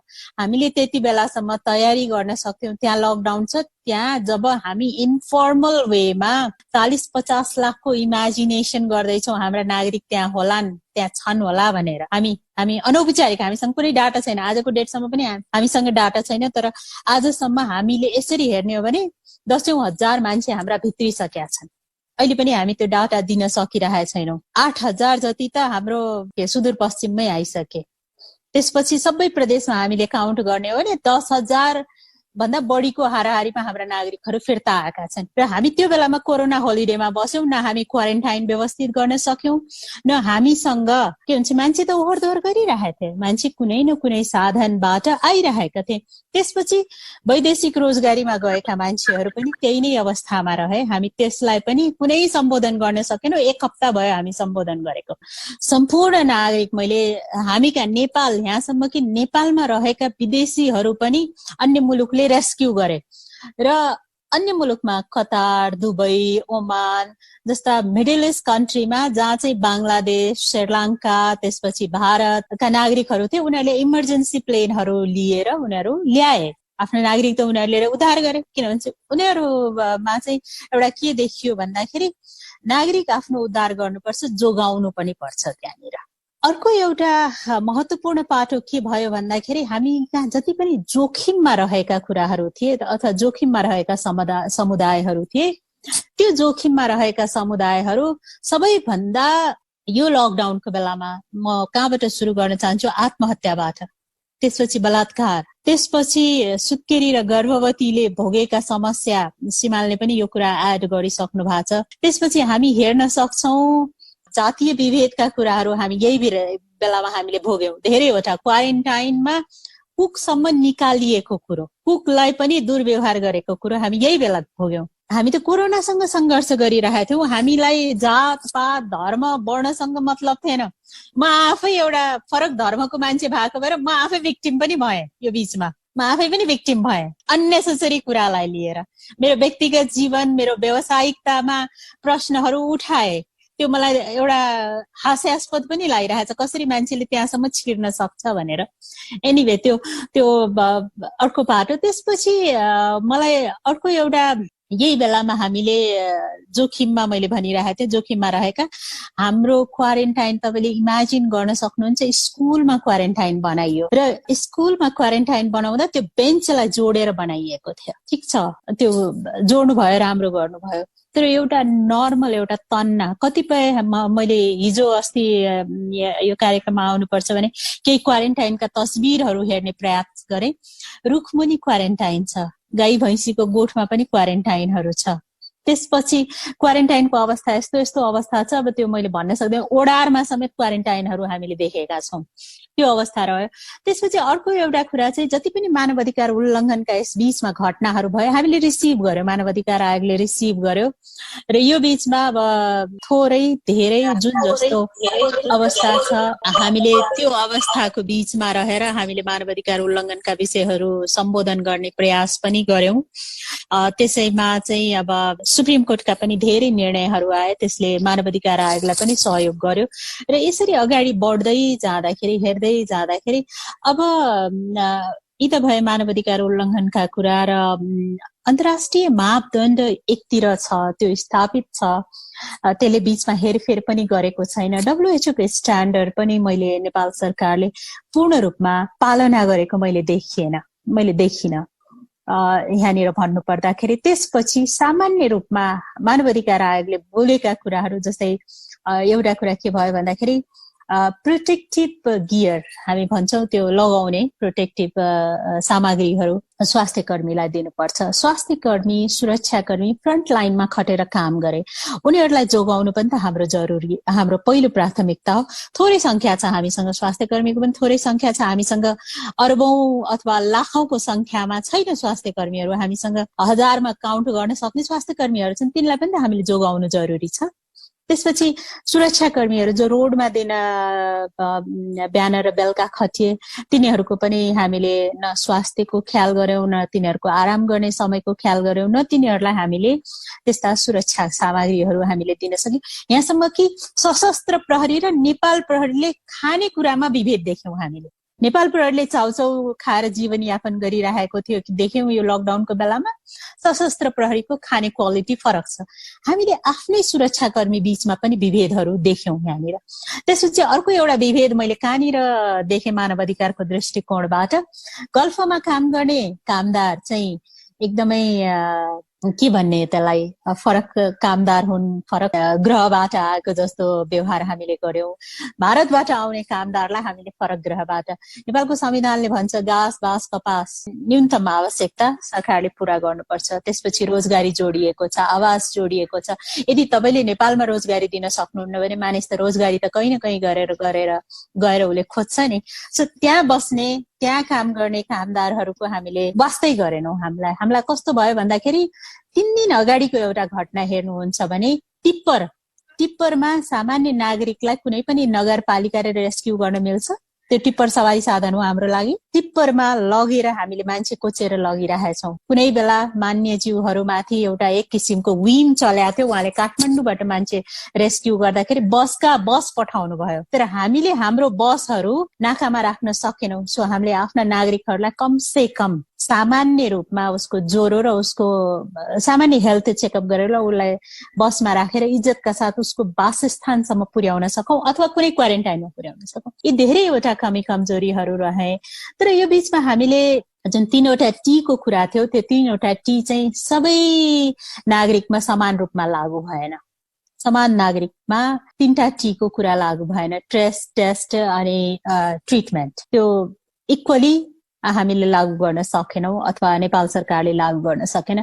यो बीचमा चाहिँ एक किसिमले एउटा सिरियस कुरा हामीले उठाउनु पर्ने, स्वास्थ्य कर्मीमाथि जघन्य किसिमका आक्रमणहरू भए। देन एन्ड देयर हामीले स्वास्थ्य कर्मीको लागि एउटा स्पेशल गाइडलाइनहरू इस्यु गर्न सक्थ्यौं। स्वास्थ्य कर्मीका गुनासो यति आइरहेछन्, मेरो सोशल मिडियाको उसमा चाहिँ मलाई चाहिँ ज्यालामा विभेद गरिरहेको छ। स्वास्थ्य कर्मीहरूलाई 24 घण्टा उनीहरूलाई खटाउँछ, 36 घण्टा खटाउँछ, 72 घण्टा खटाउँछ, तर उसको कुनै पनि उसमा चाहिँ हामीले भनौँ न नेपाल सरकारले त्यतापट्टि निगरानी गर्न सकिरहेको छैन। त्यसपछि एउटा कस्तो प्रश्न आयो भन्दाखेरि यो बीचमा यो विषय चाहिँ हामीले उठाउनै पर्छ। भ्रष्टाचारको कुरा चाहिँ, भ्रष्टाचार मानव अधिकारसँग नङ्ग्र मासुको सम्बन्ध छ।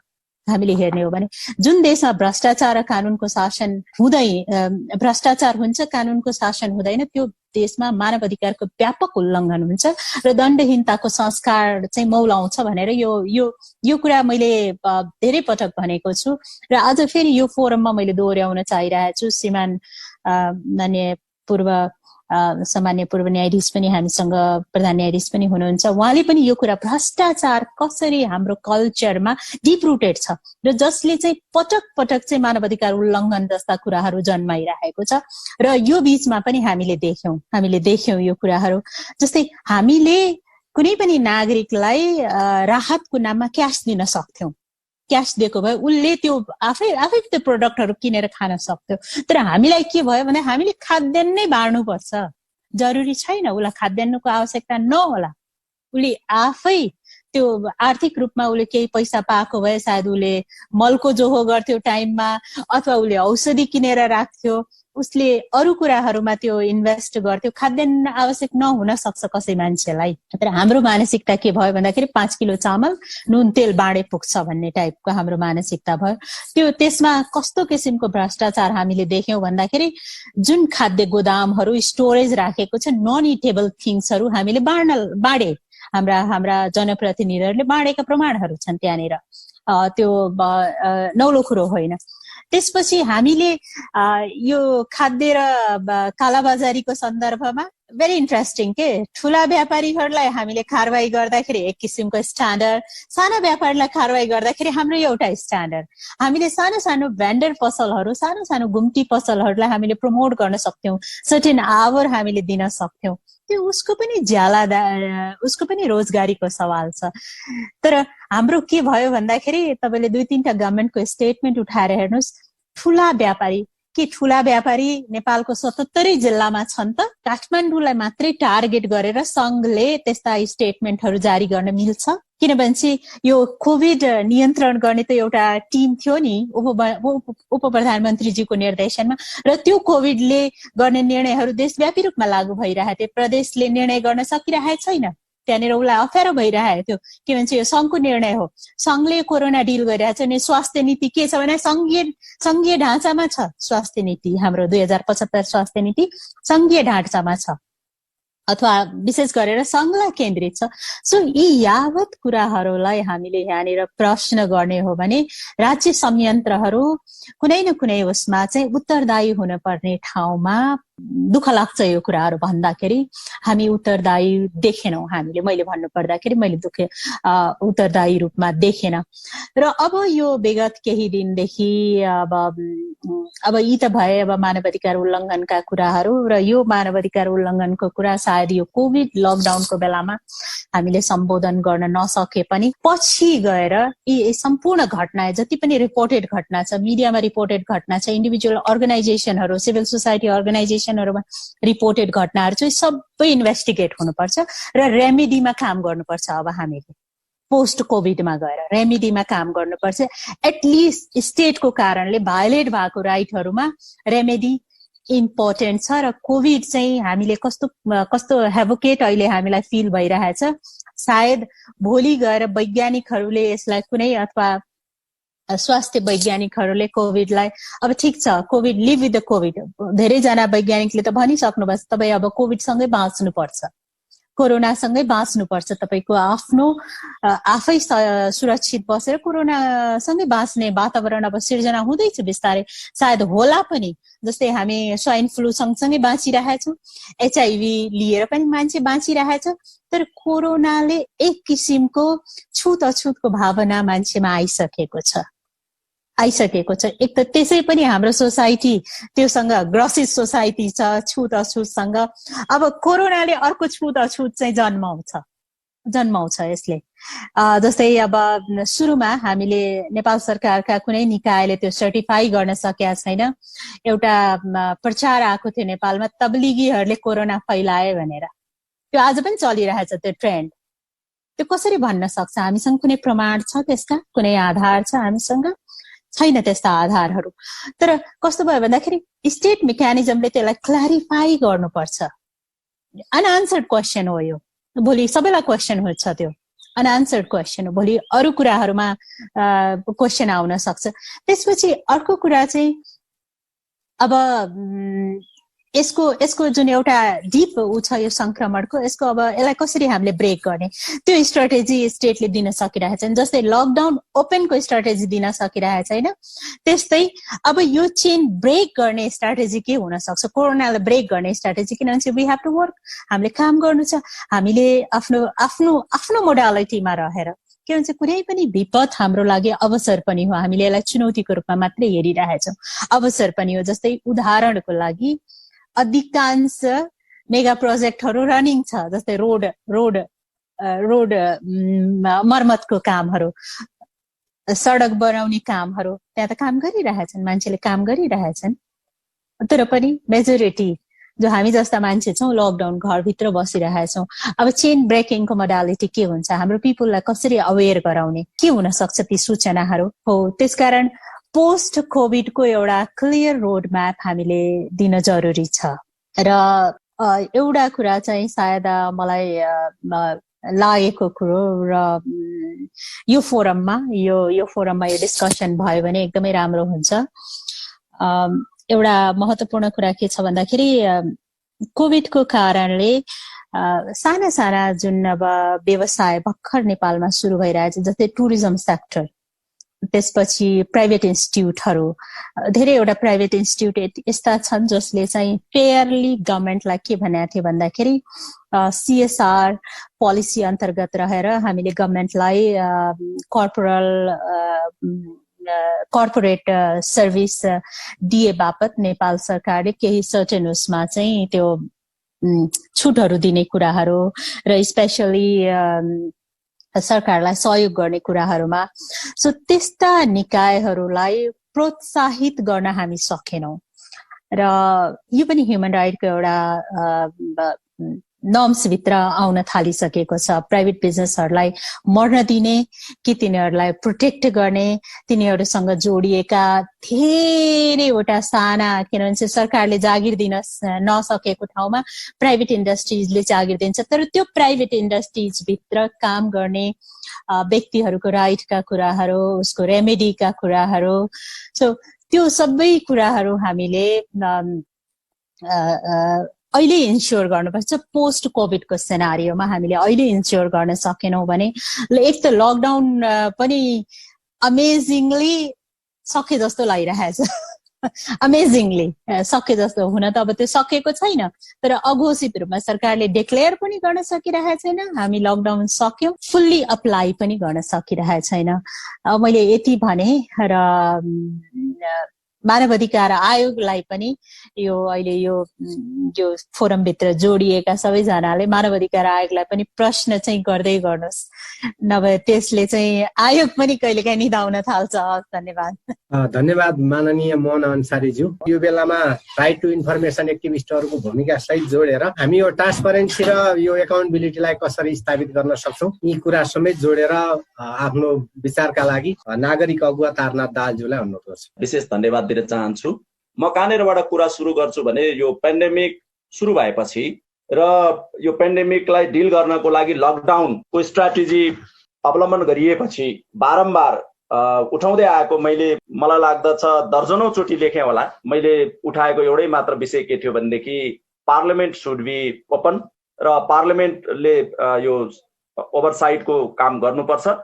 यदि फुल हाउसलाई रेस्टोर गर्न सकिँदैन भनेदेखि पार्लियामेन्ट कमिटीहरू एक्टिभ हुनु पर्यो र पार्लियामेन्ट्री कमिटिजहरू चाहिँ चुप लागेर बस्नु हुँदैन भनेर मैले धेरैचोटि लेखेँ र व्यक्तिगत रूपमा मैले स्पिकरसँग मात्रै पनि 3 चोटि आफैले टेलिफोनमा पनि कुरा गरेँ।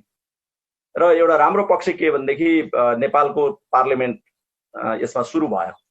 कतिपय देशहरूमा यस्तो किसिमको यतिसम्म पनि भएको चाहिँ छैन, जसले गर्दा के अहिले यो पीडाहरू दुःखहरू जे अहिले हामी समस्या भनेर व्यक्त गरिरहेका छौँ ती कुराहरू काहीँ न काहीँबाट चाहिँ गुनासोहरू भेन्टिलेट हुने एउटा प्लेटफर्म चाहिँ त्यसले सुरु गर्यो, जुन सुरुदेखि नै भइदिएको भए र संसदीय समितिहरूले एउटा निगरानीकर्ताको जुन भूमिका हुन्थ्यो एउटा त्यो काममा लागिदिएको भए मलाई लाग्दछ आज जसरी हामीले अधिकारहरू व्याख्या गर्न नसक्ने गरी जसरी मिचिएका छन्, अघि नै श्रीमानले उल्लेख गर्नुभएको एउटा शब्द ओछ्यान लगाएर त्यसलाई चाहिँ सुतेको अवस्थामा त्यसलाई लतारेको अवस्थामा छ, त्यो अवस्था पक्कै हुँदैन थियो होला। त्यसैले इन्स्टिट्युसन्सहरू यो महामारीकोलाई हामीले एउटा भयावह पेनिकको रूपमा समाजको सबै पक्षले त्यसलाई लियौँ र राज्यका निकायहरूले पनि त्यसलाई चाहिँ एउटा पेनिककै रूपमा लिनुभयो र इन्स्टिट्युसन्सहरूलाई नै हामीले निष्क्रिय राख्ने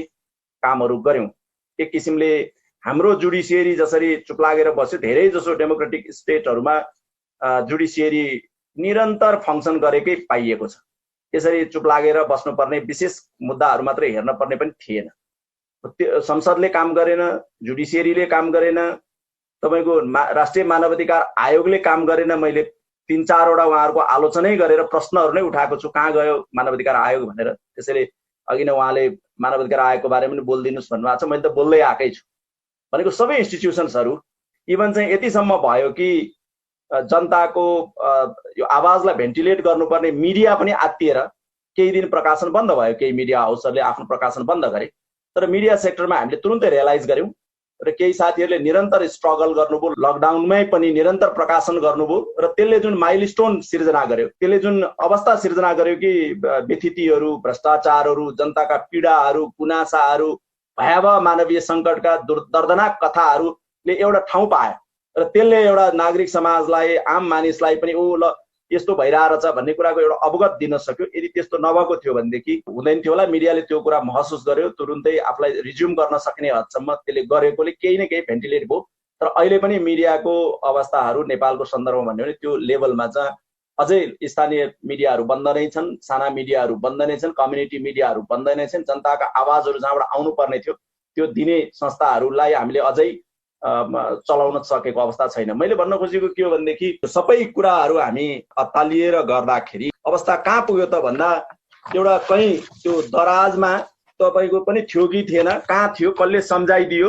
2020 सालमा बनेको एउटा पुरानो तपाईँको कानुनलाई उठाएर धुलो टर्काएर अनि हामीले चाहिँ कानुनको शासन कहाँबाट भन्दा 20 सालमा बनेको एउटा कानुनको सहारामा हुँदै आएका छौँ। जति बेला ईश्वर पोखरेलजीको एउटा कमिटी बन्यो, त्यो कमिटी चाहिँ आफैमा क्याबिनेटको मात्रै कमिटी होइन, त्यसमा विभिन्न सेक्टरको मान्छेहरू रहे, तर त्यसलाई हामी कसैले प्रश्न उठाएन। यो कुन संविधानको अथवा कानुनको कुन हिसाबले यो संरचना निर्माण भयो त्यो प्रश्न उठाएन। आज चाहिँ त्यो हाई लेभल कमिटी भनेर हेऱ्यो भने त्यो एकदमै अनएकाउन्टेबल, त्यसले कहीँ जवाब दिएको देखिँदैन।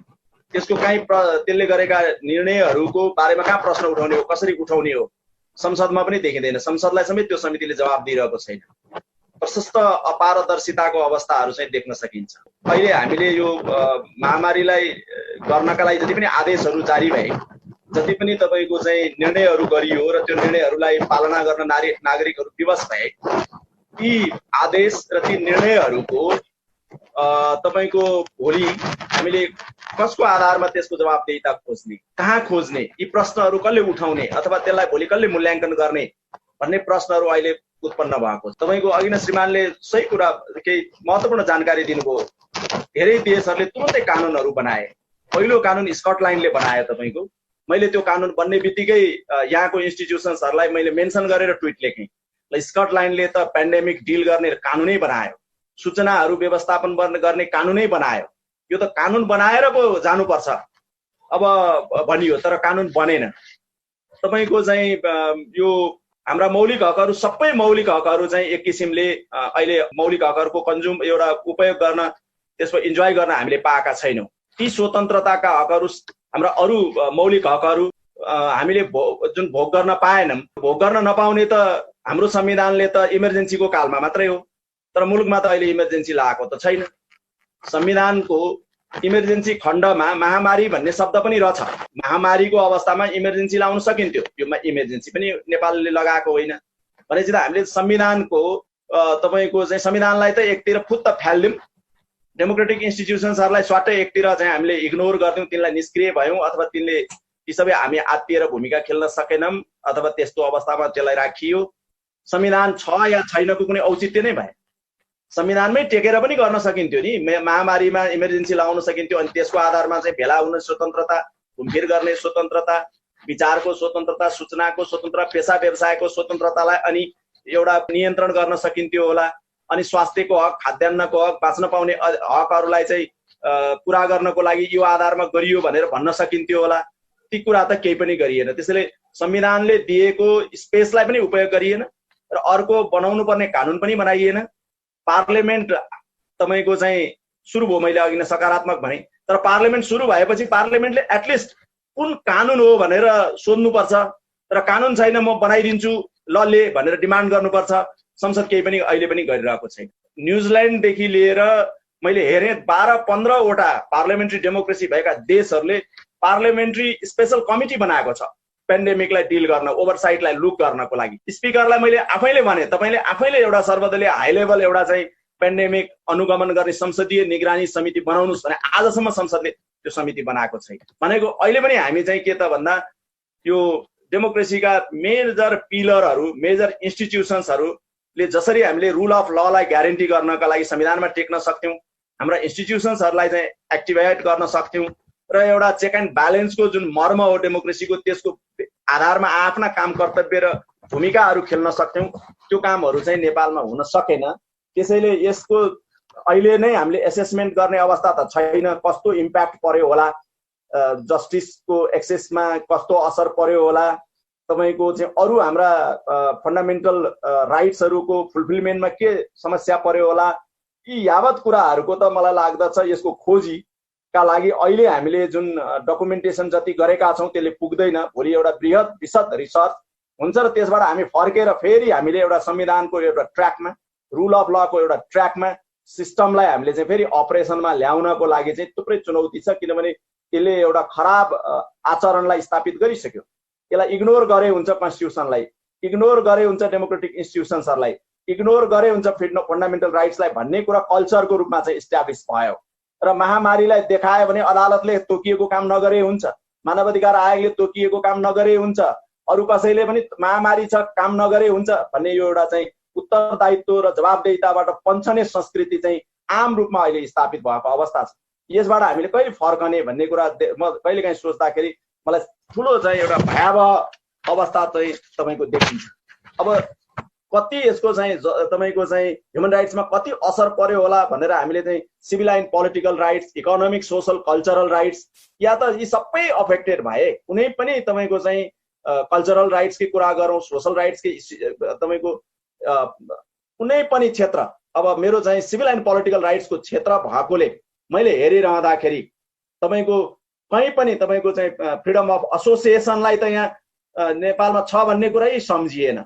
नागरिकहरू, तमाम नागरिकहरूले तपाईँको सङ्गठित भएर बनाएका संस्थाहरूलाई भेन्टिलेसन नै दिएन, उनीहरूलाई चाहिँ महामारीमा काम गर्ने अवसरै दिएन, उनीहरूसँगको साझेदारी र उनीहरूको स्पेसलाई चाहिँ खुल्ला नै गरिएन। मानिसहरू सङ्गठित भएर पनि सेवा गर्न सक्छन्, समाजको लागि प्रश्न उठाउन सक्छन् र समाजको निगरानी गर्न सक्छन्, व्यवस्थाको निगरानी गर्न सक्छन् भन्ने भूमिकालाई मान्दै मानिएन। फ्रिडम अफ एक्सप्रेसनको त कुरै नगरौँ। तपाईँको मेरै संस्थाको रेकर्ड अनुसार पनि लकडाउन पछि अहिले 47 वटा घटनाहरू चाहिँ तपाईँको प्रेस फ्रिडम भाइलेसन गरेका घटनाहरू हामीले रेकर्ड गरेका छौँ। फ्रिडम अफ एक्सप्रेसन भाइलेसनको रेकर्ड गर्ने त अझ सयौँमा होला।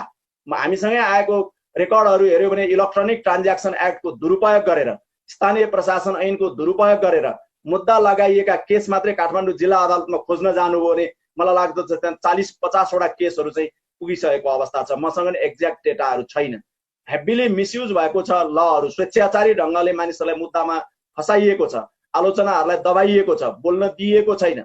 सर्भिलेन्स छ, टेलिफोनको सर्भिलेन्स छ, तपाईँको इन्टरनेट माथिको सर्भिलेन्स छ, इन्टरनेट सर्भिस प्रोभाइडर गर्ने संस्थाहरूलाई चाहिँ चौकीदार बनाइएको छ। आइएसपीहरूलाई अहिले सबै मानिसको चाहिँ डेटाहरूमा चाहिँ एक्सेसिबिलिटीको नाउँमा चाहिँ गरिएको छ। यही बिचमा तपाईँहरूले कतिको सुन्नुभयो, पर्सनल डेटाहरूलाई सर्भिलेन्स गर्न सकिने इक्विपमेन्टहरू नेपालमा खरिद भएको छ। नेपाल आर्मी र नेपाल प्रहरी दुईटैले चाहिँ ग्लोबल्ली तपाईँको क्रिटिसाइज भएका चाइनिज इक्विपमेन्ट्सहरू नेपालमा आएको छ। आज सबैको चाहिँ टेलिकम्युनिकेसन र इन्टरनेटको इजी सर्भिलेन्स हुने किसिमका इक्विपमेन्टहरू खरिद भएको छ। डेटाहरू हेर्नु भने आज के अरे डिफेन्स मिनिस्ट्रीको लागि चाहिँ 3 अर्ब खर्च भयो। कसरी खर्च भयो? तपाईँले अहिले यो पेन्डेमिकमा भएको पब्लिक तपाईँको एक्सपेन्डिचरको हिजो मात्रै आज गोर्खापत्रले छापेको डेटा हेर्नु हो भने आश्चर्य लाग्छ। स्वास्थ्य मन्त्रालयलाई 1.5 अर्ब छ, तर रक्षा मन्त्रालयलाई 3 अर्ब भन्दा बढी गएको छ। त्यो 3 अर्ब कस्तो काममा खर्च भयो होला र त्यसले कुन किसिमको शासन हामीले सिर्जना गरिएका होला? एक किसिमले आर्मी रुलमा लगियो। नेपाल आर्मी सडकमा आयो, सडकमा आएर मान्छेलाई खानतलासी गर्यो। मैले प्रश्न उठाएँ, मैले फेसबुकमा लेखेँ, ट्विटरमा लेखेँ, हामी कयौँ लेख्ने मान्छेहरूमाथि थ्रेटहरू भयो। तर हाम्रा इन्स्टिट्युसन्सहरूले न सर्वोच्च अदालतले त्यसमा बोल्यो, न मानवाधिकार आयोगले बोल्यो। कुन कानुन अनुसार नेपालमा सेना परिचालन भयो त्यसको जवाफ दिइएको छैन। कुन कानुन अनुसार सकिन्छ कानुन अनुसार प्रयोग गर्न? त्यसो भएकोले कि हामीले आर्मी रुल प्रोक्युरमेन्टमा आर्मीलाई ल्याएका छौँ, जनताको मुभमेन्टलाई रेगुलेट गर्न आर्मीलाई ल्याएका छौँ, जनताको सर्भिलेन्समा आर्मीलाई ल्याएका छौँ। तपाईँको चाहिँ हाई लेभल मिसनको नाउँमा आज ईश्वर पोखरेललाई देखाएर त्यहाँ चाहिँ आर्मीले सारा महामारी डिल गरिरहेको छ। सिभिलियन गभर्मेन्टको कुनै औचित्य छैन। सिभिलियन गभर्मेन्ट खालि एउटा चाहिँ इरिटेटिङ, जनतालाई इरिटेट गरिरहेको छ र जनतालाई चाहिँ तपाईँको कुरा नसुनेर बसेको छ भनेपछि हाम्रा सबै सिस्टमहरू कोल्याप्स भएपछि जस्टिस कहाँ गयो, ह्युमन राइट्स कहाँ गयो, रुल अफ ल कहाँ गयो, त्यो त हामी सबैले देखेका छौँ। यो यस्तो किसिमको ड्यामेजहरू रोक्न सकिन्थ्यो। त्यसका लागि 4-5 वटा पक्षहरूमा काम हुनु पर्थ्यो। स्वास्थ्यको क्षेत्रमा तयारी भएन, जुन डिटेलमा कुराहरू आइसक्यो, हामीले भनिसक्यौँ। क्वारेन्टाइन भएनन्, मान्छेहरूलाई स्वदेश फर्काइएन, औषधि किनिएन, भेन्टिलेटर किनिएन, स्वास्थ्य कर्मीको व्यवस्था गरिएन, अस्पताल गरिएन, व्यवस्थापनको जुन भयावह चित्रण अघि नै मान्यज्यूले गरिसक्नुभयो। अर्को के छ भने यो पेन्डेमिकमा अहिले सक्सेस भएका देशहरू, तपाईँ जर्मनीको कुरा गर्नुहोस् या तपाईँ न्युजिल्यान्डको कुरा गर्नुहोस्, उनीहरूलाई पहिलो प्रश्न सोध्नु भने उनीहरूले के भन्छन् भने हाम्रो पहिलो प्रयास नै हामीले इन्फर्मेसन म्यानेजमेन्टमा ध्यान दिउँ भनेर भने। न्युजिल्यान्डको प्राइम मिनिस्टरले भन्नुभयो मैले जनतालाई ठिकसँग कम्युनिकेट गर्न सकेँ, त्यसकारण म सफल भएँ भन्नुभयो। यहाँ चाहिँ कहीँ पनि तपाईँको कम्युनिकेसन स्ट्राटेजी, इन्फर्मेसन स्ट्राटेजीलाई त्यसमा यो पेन्डेमिक डिल गर्ने संयन्त्रहरूमा सोचिएन। तपाईँको स्वास्थ्य मन्त्रालय अन्तर्गतको मेकानिजममा मैले भने information management is a serious issue. Fake इन्फर्मेसनको इस्यु जुन छ, तपाईँको चाहिँ पेनिक इन्फर्मेसनहरूको चाहिँ इन्फोडेमिक को चाहिँ एउटा सूचनाको महामारी भएको छ, अहिले त्रासको महामारी भएको छ, भयको महामारी भएको छ।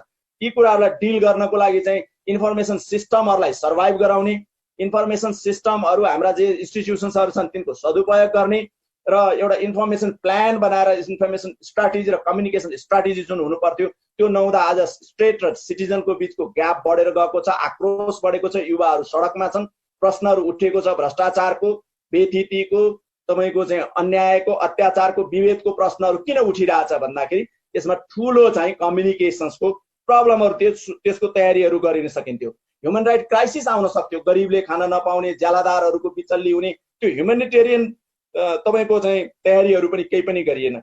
न स्वास्थ्यको तयारी गरियो, न कानुनको तयारी गरियो, न सूचनाको तयारी गरियो, न मानवीय सङ्कटको तयारी गरियो, न यसले पार्ने अर्थतन्त्रमा पार्ने भयावह असरको बारेमा सुरुमै केही तपाईँको चाहिँ रिलिफ प्याकेजहरू ल्याउने, त्यसलाई आश्वस्त गर्ने गरिएन भने यो 5-6 वटै क्षेत्रमा जुन तयारीहरू नगर्नाले अहिले जुन भयावह असर परेको छ त्यसको समग्रतामा के भयो त भन्दाखेरि नागरिकहरू नै भिक्टिम भए, इन्स्टिट्युसन्सहरू हाम्रो डिफङ भएर इन्स्टिट्युसन्सहरूको चाहिँ प्रतिष्ठा, मूल्य र त्यसप्रतिको आस्थामा गिरावट आयो र समग्रतामा के भयो त भन्दा एउटा यो महामारीले ह्युमन लस भन्दा पनि बढी चाहिँ हामीले सभ्यताले, हाम्रो इतिहासदेखि हामीले लडेर ल्याएको हाम्रो डेमोक्रेसीले यसमा चाहिँ लस गरेको अवस्था छ।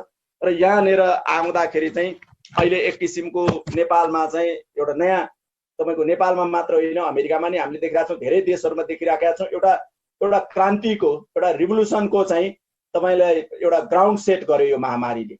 यो अब के हुन्छ उथल पुथल त्यसको चाहिँ भन्न सकिँदैन। अब अर्कोतर्फ मेरो आफ्नै क्षेत्रको कुरा गर्यो भनेदेखि मैले के देखेको छु भनेदेखि मिडियाको कुरा गर्नुहुन्छ भने मिडिया सिस्टम हो नि डेमोक्रेसीको एउटा, त्यसलाई हामी फोर्थ स्टेट पनि भन्छौँ, त्यो एउटा 700-800 वर्षबाट विकास भएको यो फोर्थ स्टेट कन्सेप्ट चाहिँ लगभग कोल्याप्समा जाँदैछ। यो मिडिया सिस्टम नै कोल्याप्स हुने महामारीले लगिदियो र त्यसको ठुलो असर चाहिँ हाम्रो देशमा पनि पर्दैछ र यो फोर्थ स्टेट चाहिँ एक किसिमले अलमोस्ट तपाईँको चाहिँ अब तङ्ग्रेर यसले फेरि फोर्थ स्टेटकै एउटा भूमिकामा आउन सक्छ त र त्यसलाई रिभाइभ गर्न, रिकभरी गर्न सम्भव छ त भनेर अहिले हामी विश्वव्यापी रूपमा साथीहरू चिन्तित पनि हुनुहुन्छ, छलफल गरिरहेका छौँ। हेर्दाखेरि के देखिन्छ भने त्यो देखिँदैन। जुन किसिमको अहिले अब यो टेक्नोलोजीले जुन, अब लास्टमा म के भन्न चाहन्छु भनेदेखि हामी कहाँ अब यो अनुभवहरूबाट सिक्नु पर्यो कि जसरी अहिले हामीले एक्जाम सिस्टमका लागि सिकेर 4 महिनापछि सिभिल सोसाइटीले त फर्स्ट डे नै भनेको थियो टेसिएको जाँच नलिए टेस्टकै रिजल्टमा गर भनेर 4 महिना सरकार लाग्यो र फर्स्ट डेबाटै हामीले भनेका छौँ internet is a basic freedom अब चाहिँ यो चाहिँ फन्डामेन्टल फ्रिडम जस्तै भयो इन्टरनेट माथिको एक्सेसिबिलिटी। इन्टरनेट चाहिँ यस्तो एउटा इन्फ्रास्ट्रक्चर भयो, त्यसको अभावमा चाहिँ अब अरू कुनै अधिकारहरू, अरू कुनै तपाईँको हकहरू चाहिँ हामी कल्पना गर्न सक्दैनौँ। मान्छेलाई जोड्ने, मान्छेको संवाद गर्ने, विचार प्रवाह गर्ने, सङ्गठन गर्ने, मानिसलाई चाहिँ तपाईँको चाहिँ सेवा प्रवाह गर्ने सारा भयो। तर अस्तिको बजेटमा नीति कार्यक्रममा हेऱ्यो भने इन्टरनेट एउटा प्रायोरिटीको क्षेत्र हो, इन्टरनेटको माथिको एक्सेसिबिलिटी सबैलाई पुर्याउँछु भन्ने सरकारको चाहिँ तपाईँको कहीँ पनि देखिएको छैन। त्यसैले यस्ता केही क्षेत्रहरू हामीले हेरौँ। अब यो महामारीको रेस्पोन्ड गर्ने कुरा ओपनली भएन, महामारीको रेस्पोन्ड गर्ने कुरा डेमोक्रेटिकल्ली भएन, महामारीको रिकभरी कसरी गरिन्छ, महामारीको रिकभरीको लागि अहिलेदेखि सोच्नु पर्यो। र त्यो रिकभरी प्लानमा चाहिँ हामीले इकोनोमीमा भएको ड्यामेजलाई मात्रै होइन, त्यसले पारेको चाहिँ राइट्सको क्षेत्रमा पारेको, इन्स्टिट्युसन्सहरूको क्षेत्रमा पारेको, भ्यालुजको क्षेत्रहरूमा पारेको, कल्चरको क्षेत्रहरूमा पारेको ड्यामेजहरूलाई पनि एसेसमेन्ट गरेर एउटा चाहिँ व्यापक रिकभरीको लागि अहिले चिन्तन गर्नुपर्ने, सोच्नुपर्ने बेला छ। त्यो पनि फेरि अघि नै श्रीमानले भने जस्तै ट्रान्सपरेन्टली, त्यो एउटा चाहिँ तपाईँको चाहिँ नन डिस्क्रिमिनेटरी हुने गरी र कम्प्लिटली ऱ्यासनल हुने जुन एउटा भ्यालुजहरू छ हाम्रो जस्टिसको भ्यालुज, त्यो जस्टिसको भ्यालुजलाई शिरमा राखेर र एउटा चाहिँ रिकभरी प्लानहरू नेपालको हकमा पनि सिभिल सोसाइटीले सोच्दै जानुपर्छ। पर्टिकुलरली यो सेन्टर फर रुल अफ लले चाहिँ ज्यादा नै सोचोस् कि यसले भोलि पनि नेपालमा कानुनको शासनको अवस्था बहाली गर्नका लागि अहिले भएका कमजोरीहरूलाई राम्ररी सूक्ष्म रूपमा डकुमेन्टेसन गरेर नेक्स्ट प्लानहरू गरेर एउटा क्लियर कट रिफर्मको एजेन्डाहरू चाहिँ बनाउन सक्यौँ भनेदेखि मलाई लाग्दछ यो भोलि हामीले फेरि एउटा न्यायपूर्ण समाज, कानुनको शासन भएको समाज जुन परिकल्पना गरिएका छौँ त्यसको हामीले उपयोग गर्न पाउने अवस्था हुन सक्छ भन्दै म अन्तमा फेरि के भन्न चाहन्छु भनेदेखि freedom of expression, media freedom globally targeted छ, इन्फर्मेसनको राइट्स ग्लोबल्ली टार्गेटेड छ। धेरै देशहरूमा त्यसप्रतिको सजगताले गर्दा, त्यसप्रतिको आवाज उठेको कारणले गर्दा अहिले रिलिफहरू पनि हुन थालेको अवस्था छ। तर नेपालमा यो कुरा इग्नोर्ड छ। यो कुरा इग्नोर्ड छ भन्ने कुरा मैले भर्खरै मानवाधिकार आयोगको आयुक्तजीको प्रस्तुतिमा पनि हेरेँ कि फ्रिडम अफ एक्सप्रेसन र मिडिया फ्रिडमको इस्युजलाई अरू इस्युज जति गम्भीरतापूर्वक हामीले सोच्न सकिरहेका छैनौँ। यो दुर्भाग्यको अवस्थाबाट हामी मुक्त हुनुपर्ने अवस्था छ। र मैले अघि नै भने सबैभन्दा बढी अहिले भिक्टिमाइज जर्नलिस्टहरू भएका छन्। उनीहरूलाई फ्रन्टलाइन डिफेन्डर्स भनेर सम्बोधन समेत गरिँदैन। तपाईँको स्वास्थ्य कर्मीको सम्बोधन गरिन्छ, सडकमा बन्दुक र लट्ठी बोकेर बसेको, वेल इक्विप्ड पेड, जनताको ट्याक्सबाट पेड भएको पेन्सन पाउने सेक्युरिटी का मानिसहरूलाई फ्रन्टलाइन डिफेन्डर भनेर उहाँहरू सम्बोधन गर्नुहुन्छ। तर आज चाहिँ जोखिमको अवस्थामा जबलेस गरिरहेको मानिसहरू, सूचनामा कुनै तपाईँको चाहिँ पहुँच नपाएको अवस्थामा, सञ्चार माध्यमहरू सङ्कटमा परेको बेला पनि सूचना खोज्ने, प्रवाह गर्ने र डायलगलाई, एउटा डेमोक्रेटिक भिजिलेन्सलाई चाहिँ निरन्तरता दिने, जर्नलिस्टहरूको प्रोटेक्सनको कुरा, जर्नलिस्टहरूको सर्भाइभलको कुरा, जर्नलिस्टहरूको कसरी काम गरिरहेका छन्, उनीहरू फ्रन्ट लाइनमा कसरी भिडिरहेका छन् भन्ने कुरालाई सम्झन समेत हामीले सकेका अवस्था चाहिँ छैन। यो ज्यादै दुःखद अवस्था हो। त्यसैले यस्ता कुराहरूलाई करेक्सन हुनु पर्यो डिस्कोर्सहरूमा, र यस्ता डिस्कोर्सहरूमा पनि करेक्सन हुनु पर्यो भन्ने मेरो अनुरोध गर्दै बिदा हुन चाहन्छु। धन्यवाद। धन्यवाद तारानाथ दाहालज्यूलाई। सिभिल सोसाइटीको पक्षबाट, प्रेस फ्रिडमको पक्षबाट आफ्नो विचार, आफ्नो भनाइ राखिदिनु भयो। नेपाल बार एसोसिएसनका पूर्व महासचिव सुनिल पोखरेलज्यूलाई आफ्नो संक्षिप्त भनाइका लागि अनुरोध गर्छु। हामी कहाँ मानवाधिकारको अथवा न्यायको उल्लङ्घन, न्याय प्राप्तिको बाटोमा बाधा भएको विषय भनेको कोरोनाको महामारीले हो या सरकारद्वारा लागू गरिएको लकडाउनका कारणले हो। मैले यो किन भनिरहेको छु भन्दाखेरि भने मेरो कन्क्लुजन चाहिँ नेपालमा महामारीका कारणले सङ्कट भन्दा पनि लकडाउन बिना तयारी लगाएका कारणले सङ्कट चुलिएको अवस्था हो। त्यो भन्नुको पछाडिको मकसद के देखिन्छ भने नेपालमा पहिलो कोरोना संक्रमित माघको आदि जस्तोमा देखेको थियो, 10-15 गतेमा देखिएको थियो। अर्थात् त्यसको एउटा सङ्केत चाहिँ हामीलाई आएको थियो। हामीले त्यसको तयारी केही पनि गरेनौँ। घटनावाइज भन्ने हो भने हामी त्यो बेलामा अथवा खास गरिकन सरकार र सरकारमा रहेको दलले सभामुख को हुने भन्ने कुरामा लगभग 1 महिना बितायो। त्यो सिद्धिसकेपछि एउटा व्यक्ति राष्ट्रिय सभाको सदस्य भएर प्रधानमन्त्री हुन्छ कि हुँदैन भनेर अर्को महिना बितायो। त्यसपछि अन्य विवादमा सरकार अल्मलिएर गयो, यो विषयलाई सम्बोधनै गरेन। जब भारतका प्रधानमन्त्री नरेन्द्र मोदीले सार्क लेभलको एउटा कन्फरेन्स आयोजना गर्नुभयो यो पेन्डेमिकलाई एड्रेस गर्ने भनिसकेपछि बल्ल नेपालमा चाहिँ यो कुराको रियलाइजेसन भयो र हामीले हठात माघ 11 गते लकडाउन गर्यौं, जसको पूर्व तयारी केही पनि गरिएन।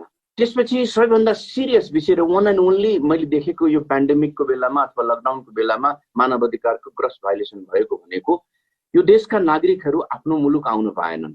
नागरिकहरूलाई दुईटा सेक्सनमा नेपाल सरकारले विभाजित गरे, एउटा देशमा रहेका नागरिक, एउटा देश बाहिर रहेका नागरिक। सर्वोच्च अदालतले आदेश जारी गर्यो, अन्तरिम आदेश जारी गर्यो, तत्काल नागरिकलाई देशमा ल्याऊ, होइन भने कमसे कम तिनको विदेशमा भए पनि व्यवस्थापन गर। अदालतको यो आदेशलाई पनि कतै केही टेरपुच्छर लगाएन सरकारले। नागरिकहरू मुस्किलले आफ्नो देशको सीमाको बोर्डरमा आइपुगे, त्यहाँ उनीहरूलाई मानवोचित ट्रिटमेन्ट त छोडिदिनुहोस्, सामान्य न्यूनतम एउटा व्यवहार पनि गर्न सकिएन। कतिपय त नेपालको सीमामा आउँदा आउँदै ज्यान गुमाएको अवस्था पनि छ। आज तपाईले त्यो संक्रमण नेपालमा अहिले जुन संख्या 5000-6000 को पुगेको छ, तिनै बोर्डरमा बसेका मान्छेहरूलाई हामीले म्यानेज गर्न नसकेका कारणले अहिले संक्रमण बढेको अवस्था हो। त्यसले गर्दाखेरि पहिलो संकट भनेको चाहिँ नागरिकको देश आउन पाउने अधिकारमाथि सबैभन्दा ठूलो गम्भीर प्रश्न रह्यो। मलाई लाग्छ यो विषय अदालतमा विचाराधीन छ, अदालतले धारा 45 को सिरियसली व्याख्या गर्नेछ। त्यसपछि स्वास्थ्यको विषय र त्योसँगै जोडिएको अर्को भनेको राहत वितरणको विषय। हेर्नुहोस्, नेपालमा सुरुवाती दिनमा यहाँले हेर्नुहुन्छ त्यो कुरो भारतमा पनि देखियो, काठमाडौँबाट 1500 किलोमिटर मान्छे रातारात हिँडेर जानुपर्ने अवस्था आयो। एउटै कारणले, हाम्रा जनप्रतिनिधिले नागरिकता छैन भने तिमीले राहत पाउँदैनौ भनिदिएका कारणले जो प्रवासी मजदुरहरू थिए, काठमाडौँ भन्दा बाहिरका मान्छेहरू थिए, उनीहरू भयभीत भए। अब त हामीले राहत पाउँदैनौँ, नपाइसकेपछि हामी के गर्ने भन्दा रातारात हिँडेर गयो। र त्यसलाई मैले यो यस्तो बेलामा चाहिँ इक्वालिटी र नन डिस्क्रिमिनेसनको विषय चाहिँ सिरियसली बन्छ। हामी कहाँ चाहिँ त्यो विषय डिस्क्रिमिनेट पनि गरियो, इक्वल ट्रिटमेन्ट पनि गरिएन। त्यो विषय आज पनि छ। अन्य देशबाट, वुहानबाट आउने नागरिकको एउटा ट्रिटमेन्ट, गल्फबाट आउनेको एउटा ट्रिटमेन्ट, भारतबाट आउनेको लागि एउटा ट्रिटमेन्ट गरिएको छ। यद्यपि कि संख्याको आधारमा त्यो ठुलो थियो, संख्या राज्यको लागि म्याटर गर्दैन, आफ्ना नागरिकको संख्या राज्यको लागि म्याटर गर्दैन। त्यसले गर्दाखेरि त्यो विषय चाहिँ सिरियसली उठेको विषय थियो। त्यसपछि यो बेलामा सबभन्दा सिरियस अर्को विषय भनेको चाहिँ रोजगारीको हक। नेपालमा हामीले धेरै छलफल गर्यौं। नेपालमा त कर्पोरेट गभर्नेन्स, कर्पोरेट कल्चर सुरु भइसकेको छ। सबैभन्दा पहिले होटलहरूले वैशाख महिनाको 12.5% बेसिक स्यालेरीको 12.5% मात्र तलब दिन्छु भन्यो। आफ्ना जुन इन्स्टिट्युसनलाई बचाउनको लागि त्यत्रो लगानी गरेका मजदुरहरूलाई हठात निकाल्ने काम गर्यो, तलब त्यसरी काट्ने गर्यो। हामीले त्यसलाई केही पनि गर्न सकेन, यद्यपि उनीहरूको बाध्यता थियो, राज्यले त्यहाँ पनि इन्टरभेन गर्न सकेन। त्यो अर्को विषय बन्यो। न्यायमा जनताको पहुँचको विषय सिरियस बन्यो। न्यायको विषय हामीले हाबियस कर्पस सर्वोच्च अदालतमा खोल्यौं, तर महिलाका लागि जुन दैनिक जीवन यापन गर्नुपर्ने विषय थियो, त्यो घरेलु हिंसा सम्बन्धी ऐनको अन्तरिम संरक्षणको विषय थियो, त्यसलाई चाहिँ हामीले बन्द गरिदियौं। पछि अहिले सर्वोच्च अदालतले आदेश जारी गरेर त्यो कुरालाई खुला गरेको अवस्था छ। एउटा महिला सबैभन्दा बढी पीडित भएको छ यो बेलामा, घरेलु हिंसा भएको छ। त्यो हिंसाबाट पीडित महिलाले न्यायको बाटो, हामीले महिला आयोगको बाटो पनि बन्द गर्थ्यौं, अदालतको बाटो पनि बन्द गर्थ्यौं। त्यसले गर्दाखेरि त्यो विषयहरू चाहिँ सिरियस विषय बन्यो। त्यसले गर्दा हामीले पेन्डेमिकको बेलामा यसलाई राम्ररी म्यानेज गर्न सक्ने हामीसँग सबैभन्दा सहज टाइम थियो, खुकुलो समय थियो। पोस्ट कोभिड पछिको मानव अधिकारको रक्षाको विषय, मानव अधिकारको प्रचलनको विषय, न्यायको विषय चाहिँ सिरियस विषय बनेको छ। त्यसको लागि पनि प्लानिङ गर्नुपर्ने विषय छ। त्यो प्लानिङको विषय पनि हामीले हेर्न सक्यौं भन्ने सायद मलाई लाग्छ। हामीले यो लकडाउनको बेलामा, महामारीको बेलामा जुन हामी कहाँ मानव अधिकार र न्यायको विषय क्षति भएको छ, त्यसलाई चाहिँ केही हदसम्म पूर्ति गर्न अथवा त्यसको क्षतिपूर्ति गर्न भन्ने मैले विश्वास लिएको छु। निरन्तरको मोनिटरिङ पनि जरुरी छ। तपाईहरुले आयोजकले यसको पनि सबै स्टेक होल्डर, खास गरिकन सर्वोच्च अदालतका पूर्व प्रधान न्यायाधीशको पर्सपेक्टिभबाट एउटा न्यायको पर्सपेक्टिभ आइरहेको अवस्था, सूचनाको हकको एउटा पर्सपेक्टिभ आइरहेको अवस्था छ भने मानव अधिकार आयोगको सदस्यले पनि यो विषयलाई चाहिँ सिरियसली उठाउनु भएको हुनाले सायद मलाई लाग्छ यो एउटा राम्रो प्लेटफर्म बन्यो। अब हामी चाहिँ मानव अधिकारको उल्लङ्घनका विषयलाई कसरी रिपेरिएसन गर्न सक्छौं र न्यायका विषयलाई कसरी फराकिलो लैजान सक्छौं भन्ने छु। धन्यवाद, नमस्कार। धेरै धेरै धन्यवाद छ सुनिल सरलाई। यसपछि म डाक्टर ऋषिकेश वाग्लेज्यूलाई जोड्न चाहन्छु। काठमाडौँ विश्वविद्यालय स्कुल अफ लको डिन पनि हुनुहुन्छ। धन्यवाद भट्टराईजी। यो तर पेन्डेमिक पछाडिको न्यू नर्मलको सिचुएसन पनि कसरी जान सक्ने छ अब भन्ने कुराको प्लानिङमा हामीले जोड दिनुपर्ने अवस्था छ। अब पेन्डेमिक कन्ट्रोल भयो भने म एजुकेसनल इन्स्टिट्युसनमा रिप्रेजेन्ट गर्ने भएको हुनाले यो पेन्डेमिकले हामीलाई एउटा अपर्च्युनिटी पनि दिएको छ। यसले सबै ब्याड थिङ्स ल्यायो भन्ने हामी मान्दैनौँ, गुड्स थिङ पनि ल्याएको छ। जस्तै एउटा उदाहरण लिउँ न, हामी यही अब वेबिनार पनि गर्ने बानी थिएन हामीसँग, हामी छलफल गर्दैन थियौँ, फिजिकल प्रेजेन्स भएर मात्रै मिटिङ चल्छ, छलफल हुन्छ, होइन भने त मान्छेले यत्रो टाइम लिएर को आइरहेको छ भन्ने हाम्रो ट्रेडिसनल सोचाइ थियो, चेन्ज भयो। हामी यसमा मिटिङमा आउन थाल्यौँ। त्यस्तै गरी अब क्लासेसहरू धेरै इन्फ्रास्ट्रक्चर नभएको हुनाले धेरै गभर्मेन्टले सबै कुरामा रन गर्न त सकेन। हामी काठमाडौँ युनिभर्सिटी सानो इन्स्टिट्युसन भएको हुनाले हामीले अहिले क्लासेसहरू सबै भर्चुअली रन गर्न सकेका छौँ। हामी सबै भर्चुअलमा क्लास चलिराखेका छन्। अब हामीले एक्सपेक्ट गर्ने बेलामा अझै 6 महिना 8 महिनासम्म हाम्रो इन क्याम्पस क्लासहरू जान सक्छ भन्ने अनुमान गरेका छैनौँ। यो अनुमान अब गभर्मेन्टले पनि गर्नुपर्ने अवस्था आयो। गभर्मेन्टले पनि ढिलो आएर एसईको एक्जाम हुँदैन भन्ने, अब 12को एक्जामलाई पनि कसरी रेगुलेट गर्न सकिन्छ भन्ने कुराको लागि पनि गभर्मेन्टले विचार गरिराखेको छैन। अब यो ह्युमन राइट्स र जस्टिसको पर्सपेक्टिभबाट हेर्ने हो भने राइट टु एजुकेसनको कुरालाई कसरी इन्स्योर गर्ने त गभर्मेन्टले पेन्डेमिकको बेलामा, र पेन्डेमिक पछाडि पनि कसरी जान्न सक्छ सरकार, त्यो पनि प्लानिङ नभएको पाइराखेका छौँ हामीले। अब 3 महिना जाला, 6 महिना जाला र WHO ले पनि भनिसक्यो र हामी सबैले पनि मानिसकेका छौँ, हामी अब we have to survive with कोभिड-19। कोभिड-19लाई त हामीले सबैले फाल्नै सक्दैनौँ, यो कति टाइमसँग हामीसँग रहिरहेको छ, त्यसको इफेक्टहरू अलिकति बढी र अलिकति कम आउँछ भन्ने मात्रै हामीले अनुमान गरौँला। तर सोसियल डिस्टेन्सिङ मेन्टेन गरिराख्ने, मास्क युज गरिराख्ने, सेनिटाइजेसन, व्यक्तिगत हाइजिन युज गर्ने भन्ने कुरा कन्टिन्यू रहिरहेको छ। हामी एजुकेसन इन्स्टिट्युसनहरूले अब यसरी हामी फिजिकल इन क्याम्पस क्लासहरू चलाउन सक्दैनौँ लामो समयसम्म। अब एटलिस्ट 2020सम्म त हामी सक्दैनौँ। चाहै सक्यौँ भने हामीले 2021को फेब्रुअरी पछाडि हुने सेसनमा मात्रै हामी जान सक्छौँ भन्ने हाम्रो एक्सपेक्टेसन छ। त्यस कारण गभर्मेन्टको रोल यता पनि जानुपर्ने भयो। म पार्टिकुलरली ह्युमन राइट्स कमिसनको मेम्बरजीलाई पनि के रिक्वेस्ट गर्छु भने यहाँले राइट टु एजुकेसनलाई पनि कसरी यसलाई इन्फोर्स गर्ने मेकानिजम पोस्ट पेन्डेमिकको कुरामा लान सकिन्छ भन्ने कुरामा छलफलमा ल्याइदिनु पर्ने भयो। जर्नलिस्टहरूले पनि अब हामी यसरी नै बसिराख्न सक्छौँ त? सक्दैनौँ। अब ठुलो इन्स्टिट्युसन भएको हुनाले त्रिभुवन युनिभर्सिटीले सबै चिजहरू यसरी चलाउन सकेको छैन, उसले काम गर्न प्रयास गरिराखेको छ, तर गभर्मेन्टले त्यसलाई कसरी रेगुलेट गरिदिन्छ भन्ने अर्को इस्यु छ। अब त्यही इस्युसम्म अझै पनि जोडिएर आउन सक्ने इक्वालिटी, नन डिस्क्रिमिनेसनका कुराहरू यही भर्चुअल क्लासेसहरूको कुरामा पनि रहने अवस्था के छ भने सबै नेपालीहरूसँग अब इन्टरनेटको अब कम्प्युटरको सबै चिजको एक्सेस छ भनेर इन्स्योर गर्न सकिएको छैन। अघि दालजीले सुरुमै भनिसक्नुभयो, गभर्मेन्टले इन्टरनेटलाई सबैको एक्सेसिबिलिटीमा पुर्याउन सक्ने डिक्लेयर कुराको कमिटमेन्ट बजेटबाट पनि गरेको छैन, र त्यसको कुरा राइट टु इन्फर्मेसनको पाटो छँदैछ। अब त्यो राइट टु इन्फर्मेसन मात्रै नभएर इन्टरनेट एक्सेसको कुरा हामीले राइट टु एजुकेसनको पनि पार्ट, एजुकेसन इम्पार्ट गर्ने one of the successful major pandemic र पोस्ट पेन्डेमिक कन्डिसनमा हो भने इन्टरनेटलाई पनि एक्सेसेबल मान्छेलाई बनाइदिनु पर्ने भयो, र गभर्मेन्टले उनीहरूलाई कन्ट्रिब्युसन कसरी मेन स्ट्रिममा ल्याउन सक्छ भन्ने बाटो पनि हेरिदिनुपर्छ भन्ने हामीलाई लाग्छ। त्यो समग्र जस्टिसको कुरा, ह्युमन राइट्सको बोर्डर पर्सपेक्टिभ छँदैछ, त्यति हुँदै पनि एजुकेसनलको पर्सपेक्टिभमा थोरै मात्रै मेरो कुरा राखेँ। यो इस्युमै पनि हामी छलफल गर्नु पर्यो भने पछि छलफल गरौँला। अहिलेलाई मेरो भन्न यति नै राख्छु। धन्यवाद। तपाईँलाई धेरै धेरै धन्यवाद दिएर त्यसपछि यहाँ कृष्ण सापकोटा बजेट ट्रान्सपरेन्सीमा लामो समय गर्नु भएको छ। हस्, धन्यवाद नारायणजी।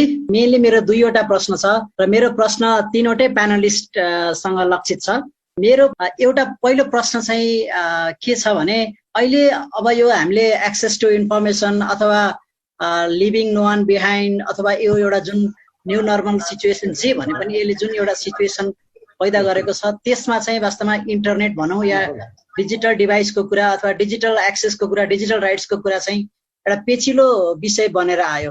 अब यो पेचिलो विषय बनेर आउँदै गर्दा ग्लोबल हिसाबले पनि अब हामी चाहिँ एउटा नयाँ सोसल डिजिटल कन्ट्र्याक्ट बनाउन पर्ने स्थितिमा आइसकेका छौँ कि त्यो स्थिति अझै आइसकेको छैन? मेरो एउटा प्रश्न त्यो छ, डिजिटल सोसल कन्ट्र्याक्ट त्यो स्थितिमा हामी छौँ कि छैनौँ, एउटा त्यो। अर्को दोस्रो प्रश्न चाहिँ अहिले ग्लोबल्ली हेर्दाखेरि चाहिँ मेनली यो 2वटा स्ट्राटेजीहरू चाहिँ यो पेन्डेमिकमा अपनाइरहेको जस्तो देखिन्छ लिटरेचर हेर्दा। एउटा त यो मिलिटेन्ट स्ट्राटेजी जो चाहिँ अलिकति लडाइँ मार्फत गर्ने खालको कुरा भयो भने अर्को चाहिँ टोलरेन्ट स्ट्राटेजी, त्यो चाहिँ टोलरेन्सको कुरा भयो, जुन मोर अबाउट यो डेमोक्रेटिक हिसाबको कुरा भयो। यो दुईवटा स्ट्राटेजीहरू चाहिँ ग्लोबल्ली प्रिभेल भइरहँदाखेरि नेपाल जस्तो देशको नागरिकले चाहिँ आफ्नो सिभिल, पोलिटिकल, इकोनोमिक, कल्चरल लगायतका जति पनि फन्डामेन्टल राइट्सहरू छ त्यो राइट्सहरू इन्स्योर गर्नको लागि what would be our strategy to delicate the balance between this two strategy. मेरो चाहिँ यो दुईवटा प्रश्न। हस्, धन्यवाद नारायणजी।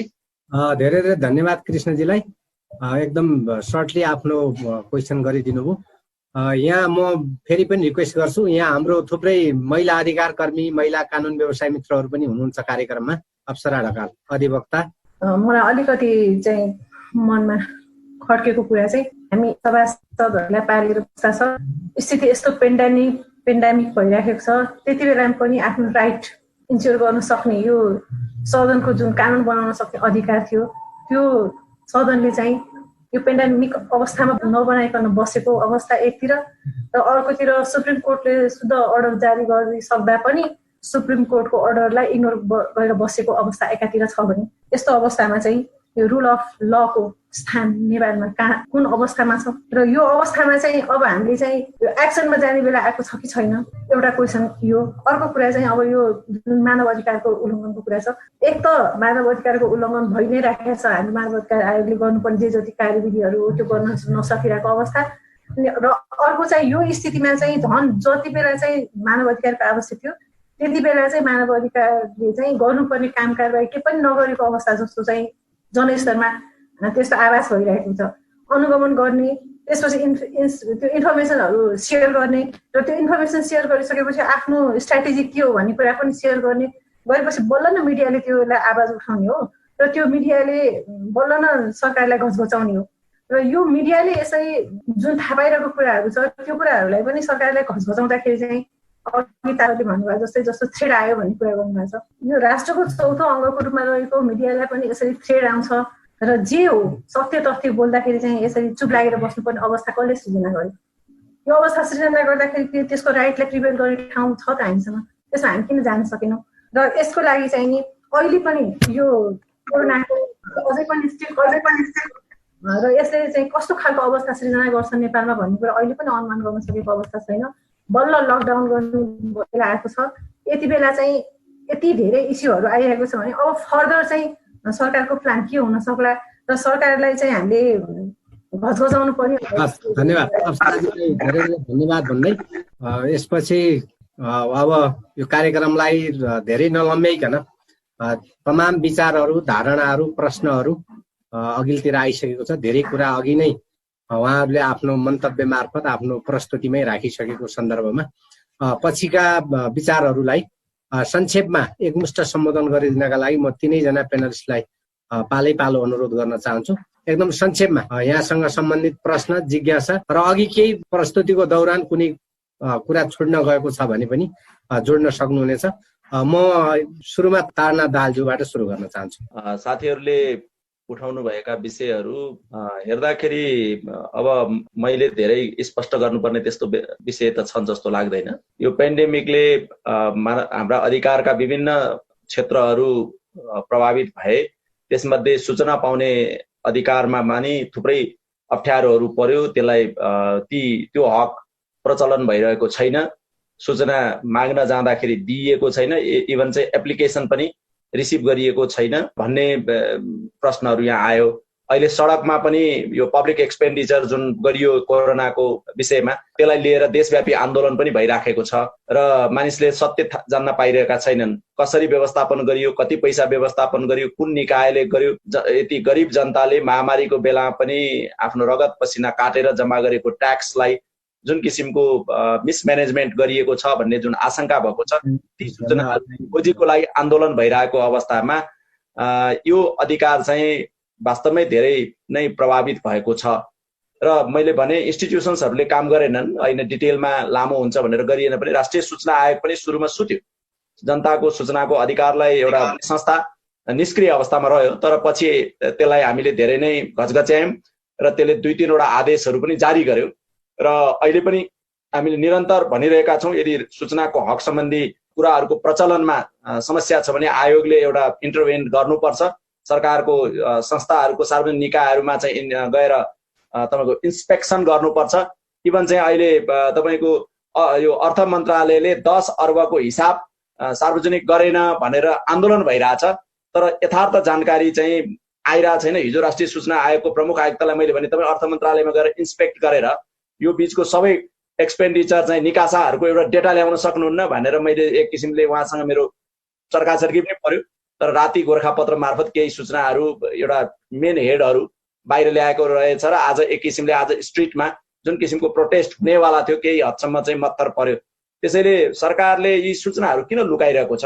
अब अहिले कुरा आएको छ एउटा मेडिकल मास्क तपाईँको चाहिँ यो स्वास्थ्य मन्त्रालयले किन्दा 15 रुपियाँ पर्यो, तर नेपाल आर्मीले प्रक्युर गर्दा त्यसैलाई 50 रुपियाँ पर्यो भने, तर त्यो मास्कको क्वालिटी के छ, त्यो सामान कहाँ राखिएको छ? अहिले स्वास्थ्य मन्त्रालयले पब्लिक प्रक्युरमेन्ट गरेर नेपाल आर्मीले ल्याएको सामानको तपाईँको चाहिँ त्यो भण्डारण गर्न पनि पाएको अवस्था छैन। भनेको हामी कहाँ सामानहरू कति आए, कुन गुणस्तरको आए, कुन कहाँ वितरण गरियो, कहाँ राखिएको छ, कति उपलब्ध छ, कति अभाव छ भन्ने जस्ता आधारभूत सूचनाहरूको जानकारी सरकारकै निकायहरूलाई जसले रेस्पोन्स गरिरहेछ त्यो निकायहरूकै बिचमा मारामारको अवस्था छ। नागरिकले त जान्न पाएको अवस्था नै छैन। यो प्रश्नहरू आयो र जहाँसम्म अर्को कुरा मैले भने अबको डिस्कोर्समा यहाँ डिस्कोर्सको कुराहरू पनि आएकोले म धेरै कुराहरू लान चाहन्न, तर इन्टरनेटको एक्सेसिबिलिटी अब फन्डामेन्टल राइट्स हुनुपर्छ र त्यो फन्डामेन्टल राइट्स लेखेर मात्र हुनु भएन, त्यसको एक्सेसै हुन पाउने गरी इन्फ्रास्ट्रक्चरहरूमा इन्भेस्टमेन्टहरू बढाउनुपर्छ।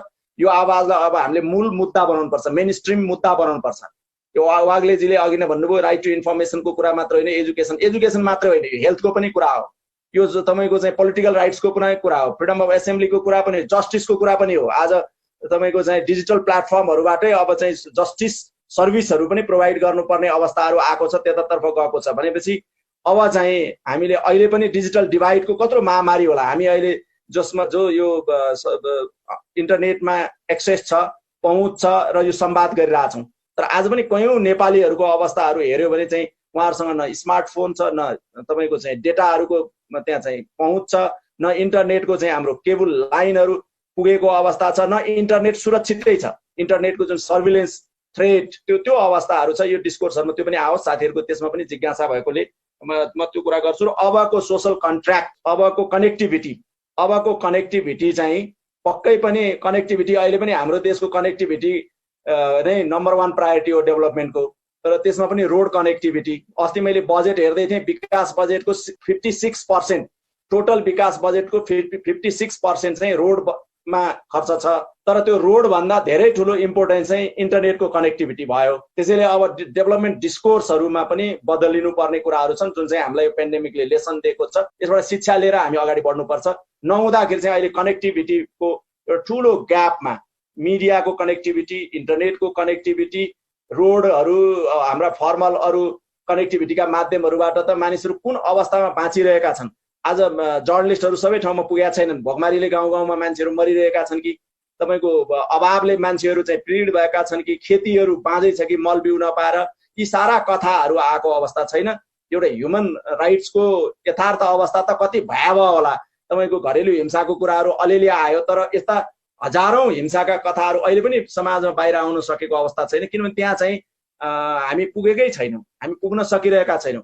त्यसैले यस्ता माध्यमहरूको विकास गर्ने कुराहरू अबको रिकभरीको डिस्कसन हुनुपर्छ, जहाँ चाहिँ भोलि हामीले ह्युमन राइट्स र जस्टिसलाई इन्स्योर गर्ने, त्यो ह्युमन राइट्स र जस्टिस फेरि रिभाइभ गर्ने र त्यो एउटा सिभिलाइज हामीले डेमोक्रेसीको जुन कुरा गरिरहेका छौँ त्यसलाई कन्टिन्यू गर्नका लागि गरिनुपर्ने क्षेत्रहरूमा अहिलेदेखि हामी छलफल अगाडि बढौँ। म यति नै भनेर मलाई लाग्छ अरू विषयहरू श्रीमान कल्याण श्रेष्ठबाटै सम्बोधन हुनेछ भन्ने आशा लिएर म बिदा हुन चाहन्छु। धन्यवाद। धन्यवाद तारनाथ दाहालज्यूलाई। आजका किनोट स्पिकर पूर्व प्रधान न्यायाधीश कल्याण श्रेष्ठज्यूलाई यहाँसँग सम्बन्धित प्रश्न र जिज्ञासाको सम्बोधनका लागि अनुरोध गर्छु। धन्यवाद भट्टराईजी। धेरै जिज्ञासाहरूको त वास्तवमा सम्बोधन भइ नै सकेका छ विभिन्न प्रस्तुतिको क्रममा। म एक दुईवटा कुरा पिकअप गरौँला। यो ब्यालेन्सिङ अफ राइट कसरी हुन्छ, यो राज्यले गर्ने हो कि कसले गर्ने हो भन्ने एउटा त्यस्तो मैले चार्टमा देखेँ। मलाई के लाग्छ भने यो ह्युमन राइट्स, फन्डामेन्टल राइट्स भनेको जनतालाई राज्यले जनताको तर्फ गरिने र राज्यले स्वीकार गरिने कुरा हो र यसको मुख्य संरक्षणकर्ता पनि र आपूर्तिकर्ता पनि मुख्य राज्यको मुख्य भूमिका हुन्छ। जनताको तर्फबाट पनि होला धेरै जसो डिमान्ड साइडमा हुन्छ। त्यस कारणले चाहिँ अधिकारलाई रिकगनाइज गर्ने, रेस्पेक्ट गर्ने दुईटै लेभलमा यो काम हुन्छ। तर धेरै जसो के भयो भने यो लकडाउनको बेलामा यो बन्दाबन्दी भयो, साँच्चैको बन्दी भयो र अधिकारहरू पनि बन्द भए। अधिकारहरू आफै चाहिँ चल्दैन, चल्ने मान्छेहरू नचलेपछि अधिकारहरू चलेन र सरकारी तर्फबाट चाहिँ के भने सरकारले चाहिँ मैले के गरेको छु मैले रोकेको छैन नि भन्ने मात्र भन्नु पुग्दैन। कतिपय हाम्रो अधिकारहरू 31वटा अधिकारहरू राज्यले नै सक्रिय सकारात्मक सहयोग गरेर मात्र पुरा हुने। त्यसकारण त्यो बेलामा उसले पोजिटिभ अब्लिगेसन पुरा गरेर गर्नुपर्ने कुरामा बन्दाबन्दीलाई आफूले त गरेन, माग्नेले माग्न पाएन, हिँड्नेले हिँड्न पाएन। त्यस कारण त्यस्तो एउटा अवस्था आएको छ। यो मानव अधिकारको कुरामा धेरै जिम्मेवारी जति गरे पनि नपुग्ने अवस्था त आउँछ होला, तर राज्यलाई के हुन्छ धेरै जिम्मेवारी चाहिँ वहन गर्नुपर्छ र प्रतिरक्षात्मक दृष्टिकोण लिएर बस्ने होइन भन्ने मलाई लाग्छ। र खास गरेर चाहिँ किनभने हामी डेमोक्रेटिक सेटअपमा भएको हुनाले डेमोक्रेटिक सेटअपमा पिपुलको अपेक्षाहरू र सरोकारहरू हुन्छ र तिनीहरू चाहिँ अभिव्यक्त गर्ने प्रक्रियाहरू र माध्यमहरू खोजिराखेका हुन्छन् र राज्यले गरेको जुन किसिमको तौर तरिका हो, कार्यविधि हो वा उसको चाहिँ जुन एउटा निष्कर्ष निर्णयहरू छ त्यसमा जनताले चित्त बुझाएन वा ठिक छैन भन्ने लाग्यो भने त्यसमा असहमति जाहेर गर्ने कुनै पद्धति हुन्छ। तर यो बन्दाबन्दीले त्यस्तो असहमति व्यक्त गर्ने ठाउँ नभएको कारणले हामीले एकचोटि कानुनी राज्यकै विकल्पमा चाहिँ भनौँ न कानुनी हकहरू उपभोग गर्नलाई कानुन तोड्ने अवस्थामा त्यस्तो अवस्थामा चाहिँ पुर्याउनु हुँदैन। त्यसलाई चाहिँ हामीले कहीँ न कहीँ भेन्टिलेट गर्ने ठाउँ दिनुपर्छ भन्ने लाग्छ र यसमा चाहिँ हामीले अलिकता चाहिँ इच्छा शक्ति जाहेर गर्नुपर्छ, अलिकता दृष्टिकोण राख्नुपर्छ, अलिकता डायलोगिक दृष्टिकोण राख्नुपर्छ र इमान्दार दृष्टिकोण राख्नुपर्छ भन्ने लाग्छ मलाई। एउटा अघि कृष्ण सापकोटाजीले एउटा कुराहरू उठाउनु भएको मैले सम्झेँ मैले, उहाँले के भन्नुभयो भने यो चाहिँ दुईटा अप्सन मिलिटेन्ट अप्सन र टलरेन्ट अप्सनमा छ। अब के छ रोमानिया जस्तो देशमा त मिलिटरी अर्डरबाट जस्तो हामीले त्यहाँ लकडाउन अर्डर भयो त्यहाँ मिलिटरी अर्डरबाट काम चलायो, कहीँ चाहिँ किङको डिक्रीबाट काम चलाएको छ। हामीले त्यस्तो होइन, हामी जो भएको कानुनको एउटा प्रयोग गरेको छौँ। हामी चाहिँ विकसित अल्पविकसित जेसुकै होला तर हामी चाहिँ एउटा पूर्ण प्रजातान्त्रिक मानव अधिकारको सम्मान गर्ने पद्धतिमा गइरहेको देश भएको हुनाले हामीले एउटा मिलिटेन्ट एप्रोचबाट मिलिटरीलाई बढी युज गर्ने, सिभिलियनलाई फेस गर्ने र त्यो एउटा स्ट्राटेजिक माध्यमबाट हामी स्ट्राटेजिक माध्यमबाट होइन कि यो चाहिँ हक अधिकारको चाहिँ निरन्तरको विकासबाट जनताको क्षमता अभिवृद्धि हकहरू भोग्ने प्रजातान्त्रिक निर्णयहरू भोग्ने निर्णय गर्न सक्ने क्षमता अभिवृद्धिको माध्यमबाट गर्नुपर्ने भएको हुनाले मलाई लाग्छ यो हामीलाई टलरेन्ट एप्रोचको विकल्प हामी सायद स्पष्ट हुँदैन जस्तो मलाई लाग्छ। र अर्को चाहिँ अब एउटा अघि जेन्डरको कुरा त अहिले अप्सराजीले पनि भन्नुभयो, एउटा चाहिँ जेन्डरको कुरा अब भनौँ बन्दाबन्दी छ, डोमेस्टिक भायोलेन्स छ, बाहिर निस्किन पाइँदैन, निस्किएपछि मान्छे भेटिन्छ कि भेटिँदैन, त्यहाँ हिँड्नखेरिको समस्या छ। पहिला के भन्छ डोमेस्टिक भायोलेन्स जेन्डर बेस्ड भायोलेन्समा धेरै अपमानित हुन्छ, स्टिगमेटाइज हुन्छ, मान्छेहरूले चाहिँ कम्प्लेन पनि गर्ने कि नगर्ने भन्ने साहस पनि नभएको अवस्था आउँछ। त्यस्तो अवस्था जटिल संवेदनशील अवस्थाबाट निस्कनु पर्ने मान्छेलाई वेलकमिङ चाहिँ संस्थाहरू न कम्प्लेन ह्यान्डलिङ गर्ने संस्थाहरूले वेलकमिङ एप्रोच राख्नुपर्ने हुन्छ। तर यो अवस्थामा त्यस्तो एउटा किसिमको अवस्थाहरू सिर्जना भएको जस्तो देखिएन र अदालतले पनि हस्तक्षेप गरेर जाहेरी दर्ता गरिदियो भन्नुपर्ने भयो। अब अदालतले आफ्नो हकमा त यहाँ तारिक गुज्रेकोलाई यो सुन्ने समय मानेर आफ्नो तारिक थाम्ने व्यवस्था मिलाउनु, यी सबै हक अधिकारहरू जसको विभिन्न कारणले हकदैया गुम्छ, अवरोधहरू कतिखेर कहाँ चाहिँ लेखबद्ध गर्ने, त्यसको लागि न्यायमा ठुलो अवरोध सिर्जना भएको छ। यो सबै समस्या के हो भने कानुनको सरकारले कानुनको शासन मार्फत शासन चलाउनुपर्छ र सरकारले जुनसुकै निर्णय प्रिय वा अप्रिय जे निर्णय गर्छ, कठोर वा सहज जे निर्णय गर्छ त्यस सबैलाई कानुनको आधारमा काम गर्यो भने त्यो दिगो रहन्छ। त्यसकारणले सरकार चाहिँ कानुनबाट आबद्ध रहोस्, कुनै क्षण कुनै निमेष पनि कानुनको विकल्प हेर्ने अवस्थामा नपुगोस् भयो भने समाधान हुन्छ जस्तो मलाई लाग्छ। यो डिस्कोर्स चाहिँ लामी चाहिँ यात्रा तय गर्नुपर्छ जस्तो मलाई लाग्छ। अहिले मेरो यति नै, धन्यवाद। धेरै धेरै धन्यवाद आजका किनोट स्पिकर पूर्व प्रधान न्यायाधीशज्यूलाई। यसपछि संक्षेपमा यहाँसँग सम्बन्धित प्रश्न, अघि धेरै जिज्ञासाहरू पनि छन् मानव अधिकार आयोगको रोलका विषयमा, माननीय मोहन अन्सारीज्यूलाई अनुरोध गर्छु। पहिलो चाहिँ मलाई लाग्छ मानवाधिकार आयोगलाई एउटा चाहिँ राइट टु एजुकेसनलाई कसरी नर्मलाइज गराउने पोस्ट पेन्डेमिक अथवा ड्युरिङ पेन्डेमिकको सिचुएसनमा सायद मलाई यसको विषयमा चाहिँ राज्य अलिकति होमवर्क गरेको जस्तो चाहिँ हामीले देख्यौँ। कतिपय उसमा चाहिँ होमवर्क गरिरहेको व्यवस्थापन गरेको मलाई एउटा एकदमै राइट वे हामीले चाह्यौँ र हामीले सबैले यसमा इफोर्ट लगायो भने राइट टु एजुकेसनलाई रेगुलेट गराउनु चाहिँ एकदमै अहिले आवश्यकता छ। बालबालिकाको एजुकेसन अनि त्यसपछि अरू पनि युनिभर्सिटी लेभलका एजुकेसनहरूलाई पनि। तर क्वेसन के छ भन्दाखेरि एउटा त सबै ठाउँमा इन्टरनेटको सुविधा छैन, तर अब माध्यम के हुन सक्छ हामीसँग भन्दाखेरि कम्युनिटी रेडियो एउटा अप्सन हुन सक्छ। धेरैवटा मुलुकमा त्यो कम्युनिटी रेडियो मार्फतबाट एजुकेसन चाहिँ रेगुलेट भएको छ। त्यसपछि अर्को के हुन सक्छ भन्दाखेरि टेलिभिजन हुन सक्छ। अहिले हामीसँग यो नेपाल टेलिभिजन लगायत सरकारी टेलिभिजन पनि छ, प्राइभेट टेलिभिजनहरूको पनि धेरै कुराहरू अहिले हामीले देखिरहेका छौँ। त्यसको माध्यमबाट यो गर्न सकिन्छ र मानवाधिकार आयोग यसमा सिरियस छ भनेर म यहाँ समक्ष चाहिँ भन्न चाहन्छु। एउटा यो कुरो, यो विषयलाई हामी सुरुमा पनि अब इन्टरनेटको माध्यमबाट पढाइ गराउने भनेर एउटा एक किसिमको हामीले आफ्नो कन्सर्नहरू रेज गरेका थियौँ र फेरि पनि होमवर्क गरेर एउटा कुरा यहाँहरूसँग स्वीकार्नु पर्ने कुरा के छ भने कतिपय अवस्थामा मानवाधिकार आयोग हेल्पलेस जस्तै भएको अवस्था चाहिँ छ। त्यो इभन मानवाधिकार आयोग हेल्पलेस भन्दा पनि हामी कमिसनरहरू पनि हेल्पलेस जस्तै भएको छौँ। अहिले सिचुएसन यस्तो नै छ। यहाँ हामी सायद लुकेको छैन होला, सबैलाई थाहा छ। कतिपय अवस्थामा अब धेरै कारणहरू छ। मैले यसलाई ओपनली दुईटा कारण चाहिँ यहाँहरूसँग सेयर गर्न चाहन्छु। एउटा चाहिँ सिभिल सोसाइटीसँगको जुन इन्क्लुसिभ कनेक्सन छ मानवाधिकार आयोगको, त्यो डेभलप गर्न यो कोभिडको सिचुएसनमा सकेन मानवाधिकार आयोगले। त्यो चाहिँ गर्नुपर्ने थियो, त्यो चाहिँ गर्न सकेन र तीनवटा अर्गनाइजेसनसँग क्लोजली गयो, सायद त्यो एनजिओ फेडरेसन अनि त्यसपछि पत्रकार महासंघ र नेपाल बार। तर नेपाल बारसँग जाँदाखेरि नेपाल बारले इन्क्लुड गर्नुपर्ने आफ्नो जुन छ नि, आफ्नो भित्रको जुन इन्क्लुजन छ त्यसलाई मेन्टेन गर्न सकेन। मेबी जर्नलिजमको पनि त्यही प्रब्लम छ र एनजिओ फेडरेसनमा पनि त्यही प्रब्लम छ। अनि अर्को कुरा चाहिँ वुमेनहरू चाहिँ कोभिडको कन्टेक्स्टमा चाहिँ वुमेनहरू चाहिँ धेरै जस्तो कमिटीहरूमा इन्क्लुडेड हुनुहुन्न। त्यो एकदम even included human right commission नै, यो चाहिँ एकदम ओपन सिक्रेट हो, यसलाई लुकाउनु पर्दैन। गभर्मेन्टकोदेखि लिएर हरेक लेभलमा चाहिँ कहीँ प्रोएक्टिभ वुमेनहरू लाग्नु भएको छ, त्यो सो इन्क्लुडेड हुनुहुन्छ।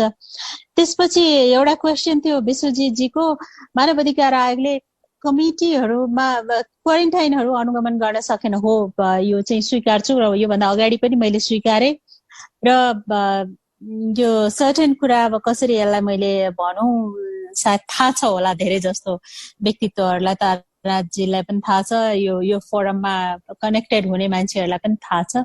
मानवाधिकार आयोग क्वारेन्टाइन किन गएन भन्दाखेरि अब एउटा चाहिँ त्यहाँभित्रको रिसोर्स छ, रिसोर्सफुल नै छ अहिले। तर रिसोर्स फुल हुँदै पनि त्यहाँभित्रको अन्डरस्ट्यान्डिङ चाहिँ कस्तो छ भन्दाखेरि यस्तो बेलामा पनि सरकारले लागू गरेको नियमहरूलाई मानवाधिकार आयोगले पूर्ण पालना गर्नुपर्छ। अब कन्स्टिट्युसनले दिएको मानवाधिकारको म्यान्डेटलाई हामीले पो पालना गर्ने हो।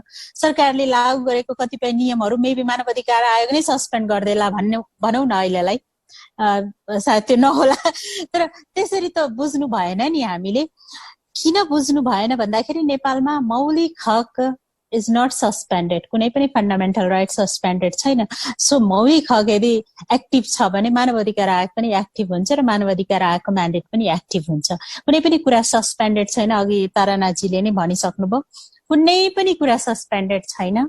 हामीले खालि पब्लिक हेल्थको इस्युलाई एड्रेस कसरी गर्ने त्यो फ्याक्टरमा हामीले सोच्नु पर्ने थियो। त्यसकारण क्वारेन्टाइनहरू मोनिटरिङ गर्न नसक्नुको पछाडिको एउटा ड्रब्याक के छ भने अन्डरस्ट्यान्डिङ कसरी यो इस्युलाई एड्रेस गर्ने डर हुन्छ बाबा, महामारीको बेलामा सबैलाई डर लाग्छ। तपाईँलाई मैले इक्जाम्पल एउटा दिउँ, जुन बेला HIV इन्फेक्टेड म्यासिभ भनौँ न सुरुवात भइसकेको, कोही छुँदैन थियो HIV इन्फेक्टेड मान्छेहरूलाई, सबै डराइरहेको थिए। लेडी डायनाले ग्लोभ्स झिकेर गएर ह्यान्डसेक गरिन्, एउटा स्टिग्मा त रिड्युस भयो नि। सो मेबी हामी यो पेन्डेमिकको बेलामा पनि हामी कोही न कोही त अगाडि सर्नुपर्छ। हेर्नुहोस्, कसै न कसैले त्यो जोखिम मोल्नु पर्छ यो बेलामा। सो यो जोखिम मोल्ने काम चाहिँ मानव अधिकार आयोगले गरिदिएको भए राम्रो हुन्थ्यो, मैले यति भने। त्यसपछि अर्को कुरा चाहिँ यो अघि चाहिँ मिलिटेन्ट र टलरेन्सको एउटा तपाईँले एउटा क्वेसन गर्नुभएको थियो, श्रीमानले त्यसको आन्सर दिइसक्नुभयो। र मलाई चाहिँ के लाग्छ भन्दाखेरि मेरो एउटै आन्सर हो, ह्युमन राइट र स्पेसली अब मौलिक हकको कुरा मैले जब गर्छु र मौलिक हकको कुरा गर्दाखेरि मौलिक हक कार्यान्वयन गराउने र नेपाल जस्तो मुलुकमा चाहिँ डेमोक्रेटिक नर्म्सहरू फलो गरेर हामी अगाडि बढाएका छौँ।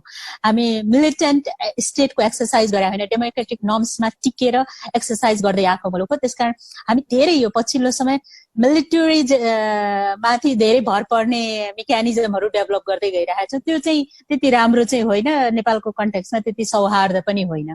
त्यसलाई हामीले बुझ्नु चाहिँ जरुरी छ। यो अन्य मुलुकहरूको लागि अलिकति बढी डिफ्रेन्ट थटबाट अगाडि बढेको मुलुकहरूको लागि सायद त्यो होला, नेपाल जस्तो मुलुकको लागि चाहिँ होइन। त्यसपछि अर्को कुरा चाहिँ यो आयोगले वुमेनहरूको इस्युमा, म एउटा कुरा क्लियर के भन्छु, वुमेनको इस्यु सानो इस्यु होइन।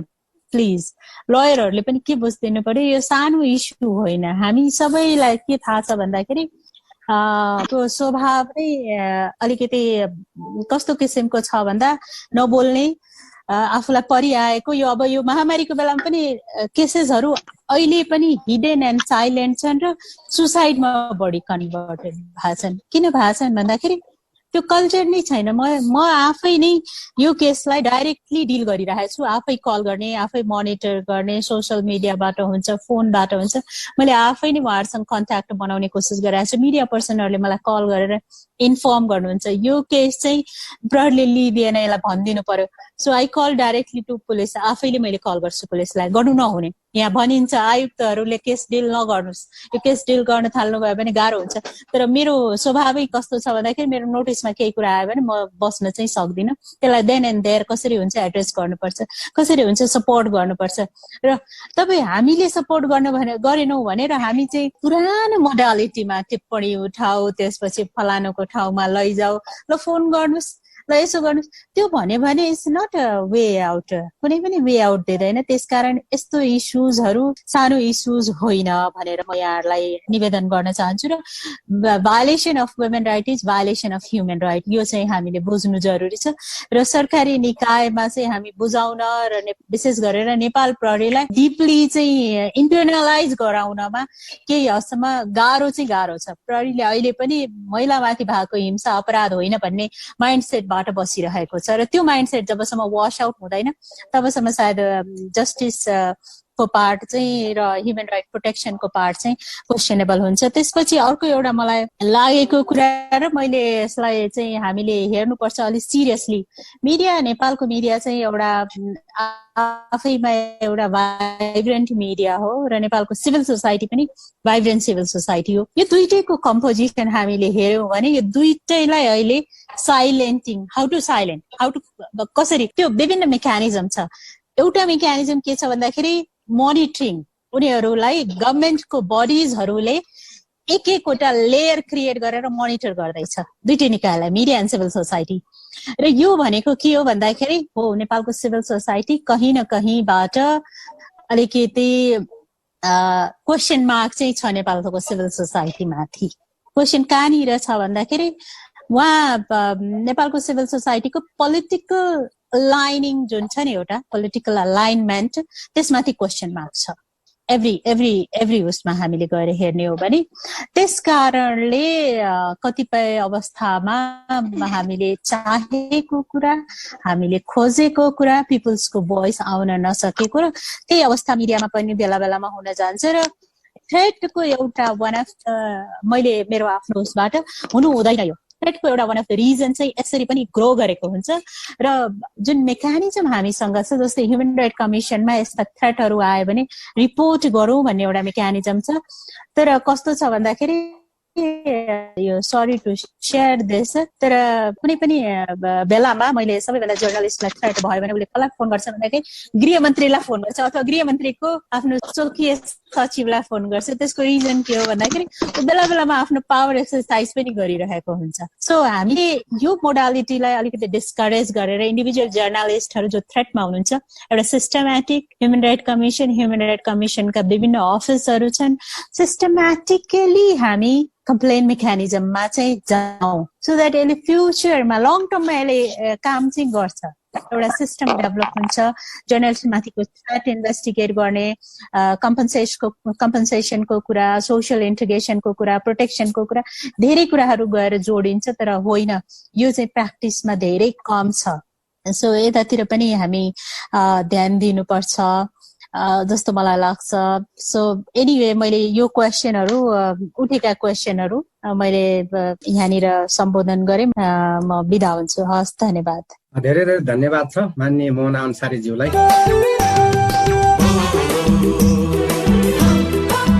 कानुनको शासन, न्याय र मानवाधिकार सम्बन्धी यो बहस यहाँहरूलाई कस्तो लाग्यो? तपाईहरूको केही सल्लाह सुझाव र प्रतिक्रिया छन् भने फ्रिडम फोरमको पैसा नलाग्ने टेलिफोन नम्बर 1660102022 र इमेल freedomforum2005@gmail.com अर्थात् FREEDOMFORUM2005@gmail.com मार्फत पनि प्रतिक्रिया जनाउन सक्नुहुनेछ। आजको पडकास्टबाट म आदित्य दाहाल बिदा चाहन्छु। नमस्कार।